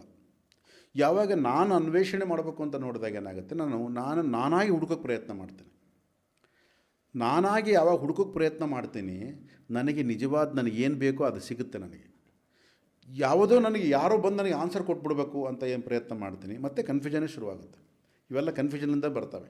ಯಾಕೆಂದರೆ ನಮ್ಮ ದೇವತೆಗಳು ಏನು ಇರ್ತವೆ, ಅವು ನಾವೇನು ಒಂದು ಫೇಮ್ ಅಂತ ಕೊಟ್ಟಿದ್ದೀವಿ, ಅದು ಕೆಲವರು ಚಿತ್ರಕಾರರು ಈ ಪುರಾಣಗಳನ್ನು ಓದಿಕೊಂಡು ಅದರನ್ನು ಇಟ್ಟುಕೊಂಡು ಬರೆದಿರತಕ್ಕಂಥದ್ದು ಚಿತ್ರಗಳು. ನಿಜವಾದ ನಮ್ಮ ದೇವತೆಗಳು ಫಾರ್ಮ್ಲೆಸ್. ಅಂದರೆ ಇವಾಗ ನಾವು ಇನ್ಸಿಡೆಂಟ್ ಬಗ್ಗೆ ಮಾತಾಡ್ತಾ ಇದ್ವಿ ಆ್ಯಕ್ಚುಲಿ. ಶಿವ ಬಂದ, ಕಾಳಿ ರೂಪದಲ್ಲಿ ಕಾಳಿ ಶಿವನಿಗೆ ಪ್ರತ್ಯಕ್ಷ ಆದ್ಲು. ಆಮೇಲೆ ದಕ್ಷ ಒಂದು ಸಭೆಯಲ್ಲಿರಬೇಕಾದ್ರೆ ಅವನು ಯಾವ್ಯಾವ ಥರ ಆಭರಣಗಳನ್ನು ಹಾಕ್ಕೊಂಬರ್ತಾನೆ ಅನ್ನೋದ್ರ ಬಗ್ಗೆ ಅಲ್ಲಿ ಫಾರ್ಮ್ಲೆಸ್ ಅಂತ ಅಂದಾಗ ಅಲ್ಲಿ ಯಾವ ಥರ ಇತ್ತು ಆ್ಯಕ್ಚುಲಿ? ಈಗ ನೋಡ್ರಿ, ಫಾರ್ಮ್ಲೆಸ್ ಅಂತಂದ್ರೆ ಅಲ್ಲಿ ಹೆಂಗೆ ಫಾರ್ಮ್ ಆಯಿತು ಅಂತ ನೀನು ಕೇಳ್ತೀಯ. ನಾವು ಫಾರ್ಮ್ಲೆಸ್. ಈಗ ಒಂದು ಶಕ್ತಿ ಅಂತಂದಾಗ ಅದು ಯಾವ ಫಾರ್ಮ್ ಬೇಕಾದ್ರೆ ತಗೋಬೋದು. ಒಂದು ನೀರನ್ನ ಒಂದು ಗ್ಲಾಸ್ ಒಳಗೆ ಹಾಕಿಟ್ರೆ ಗ್ಲಾಸ್ ಆಗುತ್ತೆ, ಅದೇ ಒಂದು ಜಗ್ಗೊಳಗೆ ಹಾಕಿಟ್ರೆ ಮಗ್ಗಾಗುತ್ತೆ. ಯಾವುದರಲ್ಲೇ ಆಗ್ತೀಯಾ ಅದರ ಒಂದು ಫಾರ್ಮ್ ತಗೊಳುತ್ತೆ. ಆಗ ಫಾರ್ಮ್ ನೀರಿಗಿದೆಯಾ, ನೀನು ಉಪಯೋಗ ಮಾಡ್ತಕ್ಕಂಥ ವಸ್ತುಗಳಿಗಿದೆ ಫಾರ್ಮ್, ವಸ್ತುಗಿದೆ ಫಾರ್ಮ್. ಸೊ ಅದೇ ರೀತಿ ಶಿವ ಮತ್ತು ಶಕ್ತಿ ಆ ಫಾರ್ಮ್ ಯಾವ ಫಾರ್ಮ್ ಬೇಕಾದ್ರೆ ತಗೋತಾರೆ. ಆ ಸಮಯದಲ್ಲಿ ನೀನು ಏನಾಗಿ ಚಿತ್ರಿಸ್ಕೊಳ್ತೀಯ ನಿನ್ನ ಮನಸ್ಸಲ್ಲಿ ಅದೇ ಫಾರ್ಮ್ ಆಗುತ್ತೆ ಅದು. ಸೊ ಹಾಗಾಗಿ ನೀನು ಇಂಥದೇ ಫಾರ್ಮಲ್ಲಿ ಇದ್ದರು ಅಂತ ಹೇಳೋಕ್ಕೆ ನಮ್ಮ ಹತ್ರ ಏನೂ ಇಲ್ಲ. ಸೊ ಆ ಟೈಮಲ್ಲಿ ಆ ಫಾರ್ಮಲ್ಲಿ ಇತ್ತು. ಆ ಒಂದು ದೇಹವನ್ನು ತುಂಡರಿಸಿದ್ರು, ಮಾಡಿದ್ರು, ಆಯಿತು. ಮತ್ತು ಈಗ ಅಲ್ಲಿ ಸತಿಯ ಒಂದು ಶರೀರ ಬಿದ್ದಿತ್ತು ಅಲ್ಲಿ, ಹೌದಾ? ಮತ್ತು ವಿಷ್ಣುಗೆ ಯಾರು ಬಂದು ಹೇಳಿದರು? ಅದೇ ಸತಿ ಬಂದು ಹೇಳ್ತಾನೆ, ನಿನ್ನ ಸುದರ್ಶನ ಚಕ್ರದಿಂದ ತುಂಡರಿಸು ಅಂತ. ಮತ್ತು ಹೇಗೆ ಹೇಳಿದ್ಲು? ಫಾರ್ಮ್ಲೆಸ್. ಸೊ ಹಾಗಾಗಿ ಆ ಫಾರ್ಮ್ ಅನ್ನೋದು ಆ ಒಂದು ಇನ್ಸಿಡೆಂಟಿಗೆ ನಿರ್ಮಾಣ ಆಗ್ತಕ್ಕಂಥದ್ದು. ಯಾವ ಸಂದರ್ಭದಲ್ಲಿ ಏನೇನು ಫಾರ್ಮ್ ಬೇಕೋ ಆ ಫಾರ್ಮ್ ಕ್ರಿಯೇಟ್ ಆಗುತ್ತೆ. ಆದ ಕಾರಣ ನಾವು ಒಂದೇ ಫಾರ್ಮ್ ಇಟ್ಟುಕೊಂಡು ಇದೇ ಇದು ಅಂತ ನಾವು ಒಂದು ಡಿಸೈಡ್ ಮಾಡಬಾರ್ದು. ನಾವು ಶಿವ ಹೀಗೆ ಇದ್ದ, ಲಕ್ಷ್ಮಿ ಹೀಗೆ ಇದ್ಲು, ನಾಳೆ ನಿಜವಾಗ್ಲೂ ನಾವು ಹೊರಗಡೆ ಎಲ್ಲರೂ ತಿರುಗಾಡಕ್ಕೆ ಹೋಗಿದ್ದೋಪ್ಪ, ಕೃಷ್ಣ ಫ್ಯಾಂಟಿಗಿಂಟ್ ಹಾಕೊಂಡು ಬಂದ್ಬಿಟ್ಟ ಅಂತ ಅಂದ್ಕೊ, ಗೊತ್ತಾಗಲ್ಲ, ಐಡೆಂಟಿಫೈ ಮಾಡೋಕ್ಕಾಗಲ್ಲ. ನನ್ನ ಹತ್ರ ಬಂದು ಮಾತಾಡಿಸಿದ್ರು ಗೊತ್ತಾಗಲ್ಲ ನಮಗೆ. ಬಿಕಾಸ್ ನಮ್ಮ ಮನಸ್ಸಲ್ಲಿ ಒಂದು ರೂಪ ಇಟ್ಕೊಂಡ್ಬಿಡ್ತೀವಿ ನಾವು. ಇದೇ ರೂಪದಲ್ಲಿ ಕೃಷ್ಣ ಇರ್ತಾನೆ, ಕೊಳಲು ಇಟ್ಕೊಂಡಿರ್ತಾನೆ, ಕಿರೀಟ ಇಟ್ಕೊಂಡಿರ್ತಾನೆ, ಒಂದು ನವಿಲುಗೆರೆ ಇರುತ್ತೆ.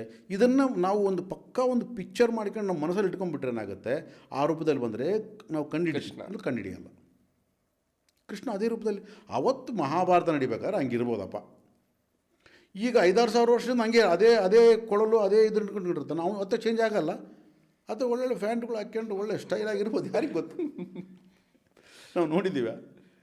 ಅಂದರೆ ಶಿವ, ಬ್ರಹ್ಮ, ವಿಷ್ಣು, ಮಹೇಶ್ವರ ಅಂತ ಅನ್ನೋ ಒಂದು ಎನರ್ಜಿ ಇವತ್ತೂ ಇದೆ. ನಾವು ಅದನ್ನು ನೋಡೋದಕ್ಕೆ ನಮ್ಗೆ ಆಗ್ತಾ ಇಲ್ಲ. ನಮ್ಮ ಜೊತೆಗೆ ಇರ್ಬೋದು. Energy not be destroyed, not be created. ಅದು ಇವತ್ತಿದೆ, ಅವತ್ತಿದೆ, ಇವತ್ತಿತ್ತು ಇಲ್ಲ. ಇದು ಯಾವತ್ತೂ ಇರುತ್ತೆ.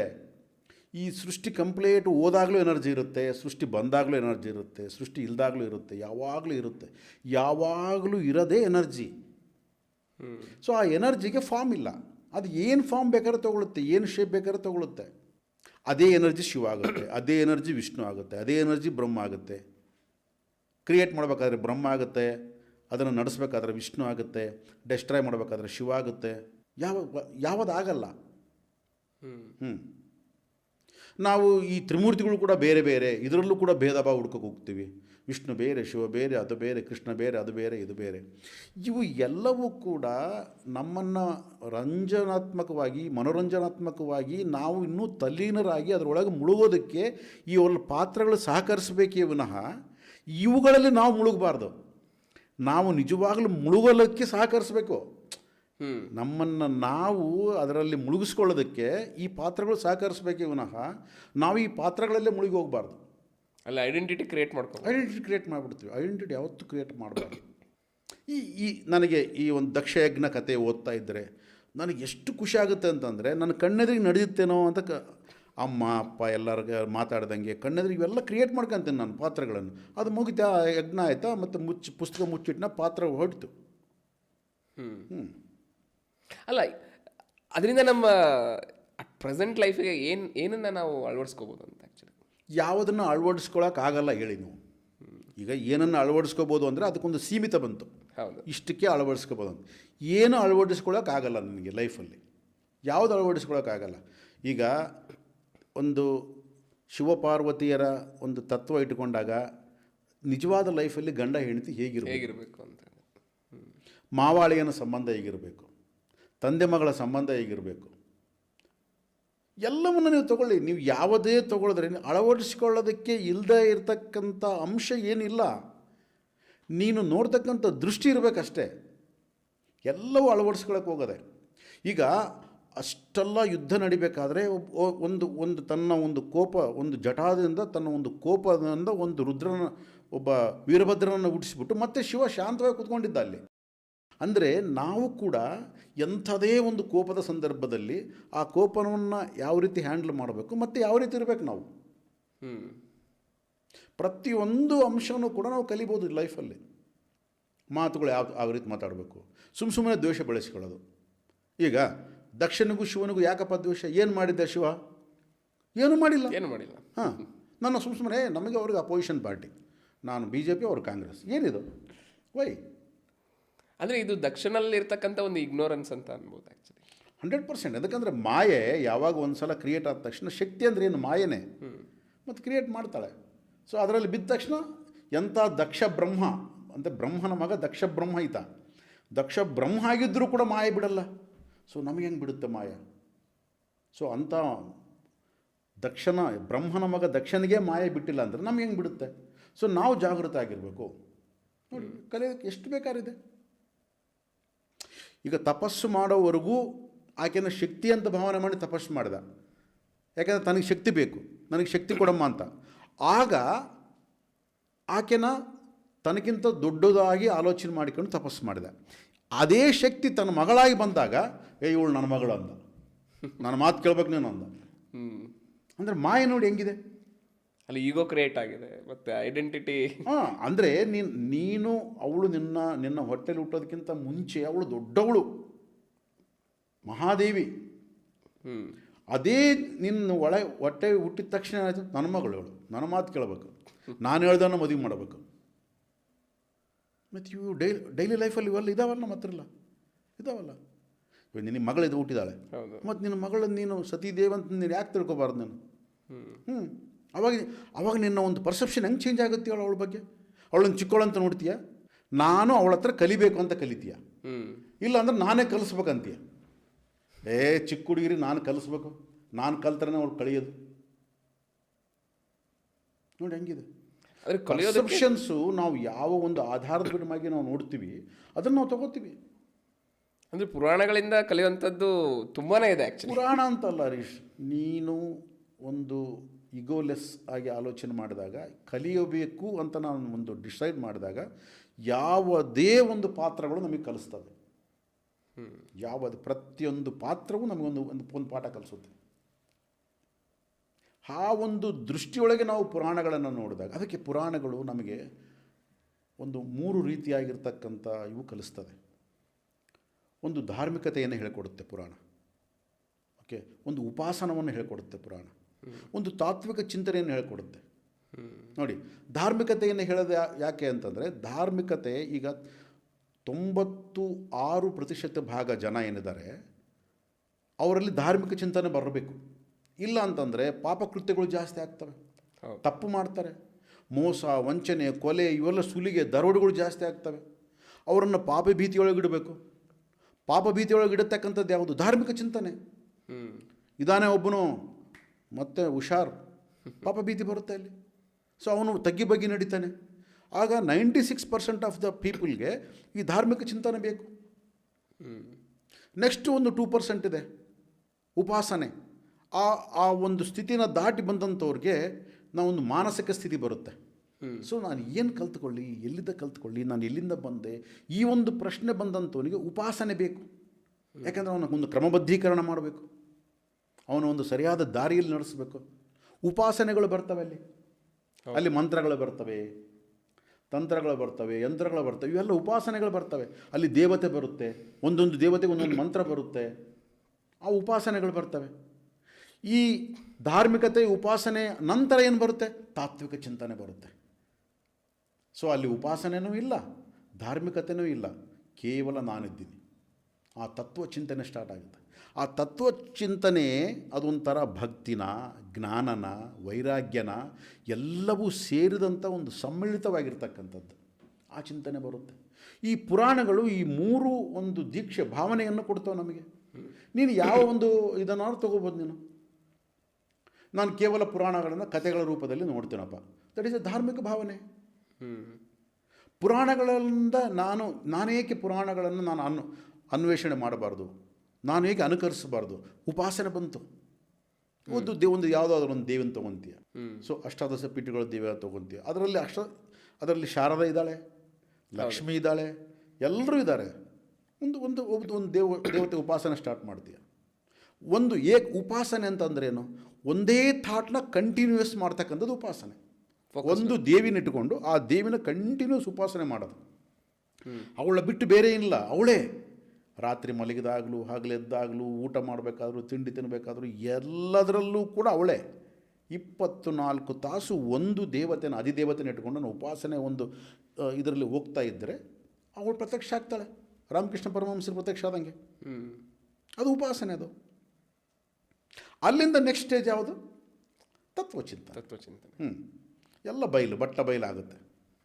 ಸೊ ನಾನು ಬೇರೆ, ಅದು ಬೇರೆ, ದೇವಿ ಬೇರೆ, ಇದು ಬೇರೆ ಏನೂ ಇರಲ್ಲ, ಅಲ್ಲಿ ಬಟ್ಟ ಬಯಲಾಗುತ್ತೆ.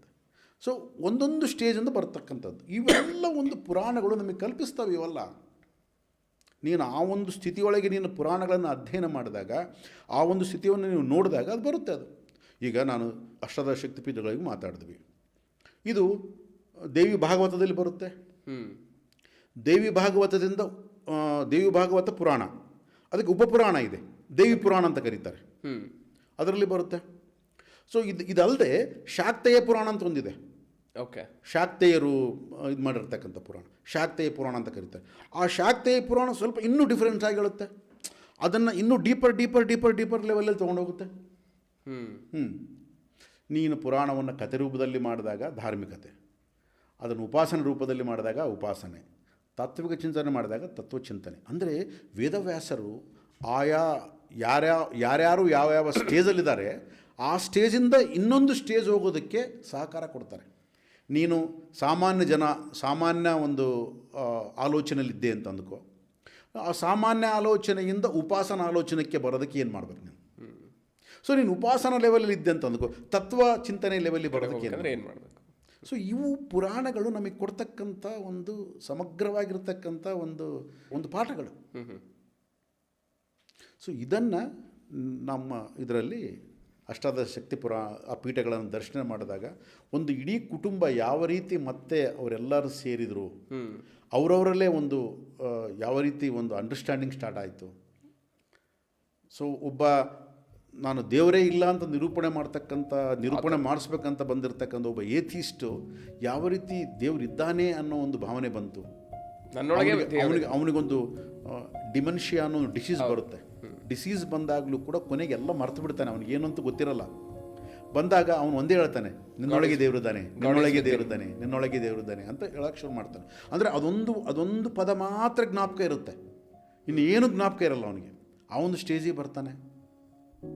ಸೊ ಓವರಾಲ್ ಆಗಿ ಆ ಒಂದು ಸೀರೀಸು ನಿನ್ನನ್ನು ಒಂದು ಒಳ್ಳೆ ಒಂದು ಭಾವನೆ ಒಳಗೆ ತೊಗೊಂಡೋಗುತ್ತೆ. ಅಂದರೆ ನಿನ್ನನ್ನು ಒಂದು ಒಂದು ಒಂದು ತತ್ವ ಚಿಂತನೆ ಮಾಡ್ತಕ್ಕಂಥ ಒಂದು ಮನಸ್ಥಿತಿ ಒಳಗೆ ಅದು ಮುಳುಗಿಸುತ್ತೆ ಅದು ಆ್ಯಕ್ಚುಲಿ. ಹೌದು. ಸೊ ಈ ರೀತಿಯಾಗಿರ್ತಕ್ಕಂಥ ಸೀರೀಸ್ನ ನೋಡೋದ್ರಿಂದ ಏನಾಗುತ್ತೆ, ನಮ್ಮೊಳಗೆ ಆಧ್ಯಾತ್ಮಿಕತೆ ಇನ್ನೂ ಸ್ವಲ್ಪ ಮೆರುಗು, ಇನ್ನೂ ಸ್ವಲ್ಪ ಜಾಗೃತಿ ಆಗುತ್ತೆ, ಇನ್ನೂ ಸ್ವಲ್ಪ ಶೈನ್ ಆಗುತ್ತೆ. ಸೊ ಆ ಥರವಾಗಿ ಆ ಒಂದು ವಿಧದಿಂದ ನೀನು ಆ ಒಂದು ವೆಬ್ ಸೀರೀಸ್ನ ನೋಡಿದ್ರೆ ತುಂಬ ಚೆನ್ನಾಗಿರುತ್ತೆ ಅಂತ ನಾನು ಹೇಳಿದೆ. ಖಂಡಿತ ಸರ್, ಆ ಒಂದು ವೆಬ್ ಸೀರೀಸು ನಮ್ಮಲ್ಲಿ ಹಲವಾರು ಪ್ರಶ್ನೆಗಳನ್ನು ಹುಟ್ಟಾಕುತ್ತೆ. ಅದ್ರ ಜೊತೆಗೆ ನಮ್ಮ ಒಂದು ಆಧ್ಯಾತ್ಮಿಕ ಪುರೋಗತಿಗೆ ಒಂದು ದಾರಿ ಮಾಡಿಕೊಡುತ್ತೆ ಅಂತ ಹೇಳಿ ಹೇಳ್ಬೋದು ಅದನ್ನು. ಸೊ ಹಾಗೆ ಇದ್ರ ಬಗ್ಗೆ ನನಗೆ ಆ ವೆಬ್ ಸೀರೀಸ್ ನೋಡಬೇಕಾದ್ರೆ 18 ಅಷ್ಟಾದಶ ಶಕ್ತಿಪೀಠಗಳನ್ನು ತೋರಿಸ್ಬೇಕಾದ್ರೆ ಆ ಒಂದು ಮ್ಯೂಸಿಕ್ಕು, ಅಂದರೆ ಆ ಒಂದು ಮಂತ್ರಮುಗ್ಧತೆ ಇರತಕ್ಕಂಥ ಮ್ಯೂಸಿಕ್ಕು, ಆ ಒಂದು ಬೀಜಾಕ್ಷರಗಳನ್ನು ನೋಡ್ತಾ ಇದ್ದರೆ ನನಗೆ ಮೈ ಒಂದು ಜುಮ್ ಅನ್ನಿಸ್ತಾ ಇತ್ತು, ಒಂದು ಅಮ್ಮನ ದರ್ಶನ ಆಗ್ತಾ ಇತ್ತು ನನಗೆ.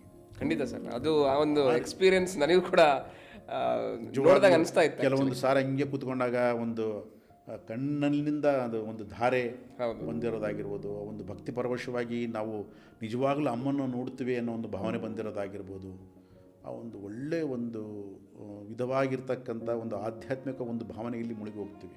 ಅಂದರೆ ಅಲ್ಲಿರ್ತಕ್ಕಂಥ ಎನರ್ಜಿ ಬೇರೆ ಅಲ್ಲ, ನನ್ನೊಳಗಡೆ ಇರ್ತಕ್ಕಂಥ ಎನರ್ಜಿ ನೀವು ಬೇರೆ ಅಲ್ಲ ಅನ್ನೋ ಒಂದು ಭಾವನೆ ಬರುತ್ತೆ. ಬರುತ್ತೆ. ಎಸ್. ಸೊ ಹಾಗಾಗಿ ಒಂದು ಸರ್ವಂ ಶಕ್ತಿಮಯಂ ಅನ್ನೋ ಒಂದು ವೆಬ್ ಸೀರೀಸ್ ಬಗ್ಗೆ ತಿಳಿಸ್ಕೊಟ್ಟಿದ್ದಕ್ಕೆ ತುಂಬ ಧನ್ಯವಾದಗಳು ಸರ್. ಹಾಗೆ ಈ ಒಂದು ಸರ್ವಂ ಶಕ್ತಿಮಯಂ ಅನ್ನೋ ಒಂದು ವೆಬ್ ಸೀರೀಸ್ನ ಮಾಡಿರ್ತಕ್ಕಂಥ ಪ್ರೊಡ್ಯೂಸರ್ಸು, ಡೈರೆಕ್ಟರ್ಸು ಮತ್ತು ಮ್ಯೂಸಿಕ್ ಡೈರೆಕ್ಟರ್, ಅದರಲ್ಲಿ ನಟನೆ ಮಾಡಿರ್ತಕ್ಕಂಥ ಆ್ಯಕ್ಟರ್ಸು ಎಲ್ರಿಗೂ ಕೂಡ ಆ ತಾಯಿ ಅಂತ ಹೇಳಿ ಆ ತಾಯಿ ಅವರಿಗೆ ಒಂದು ಆಯುರಾರೋಗ್ಯ ಐಶ್ವರ್ಯ ಎಲ್ಲ ಕೊಟ್ಟು ಇದೇ ರೀತಿಯಾಗಿರ್ತಕ್ಕಂಥ ಉತ್ತಮವಾಗಿರ್ತಕ್ಕಂಥ ಸೀರೀಸ್ನ ಮತ್ತೆ ಮತ್ತೆ ತೆಗೆಯೋದಕ್ಕೆ ಅವರಿಗೆ ಒಂದು ಮನಸ್ಸು ಕೊಡಲಿ ಅಂತ ಕೇಳ್ತಾ ಈ ಒಂದು ಪ್ರೋಗ್ರಾಮ್ ಇಲ್ಲಿಗೆ ಮುಗಿಸೋಣ. ಖಂಡಿತ ಸರ್, ತುಂಬ ಥ್ಯಾಂಕ್ಸ್. Thank you.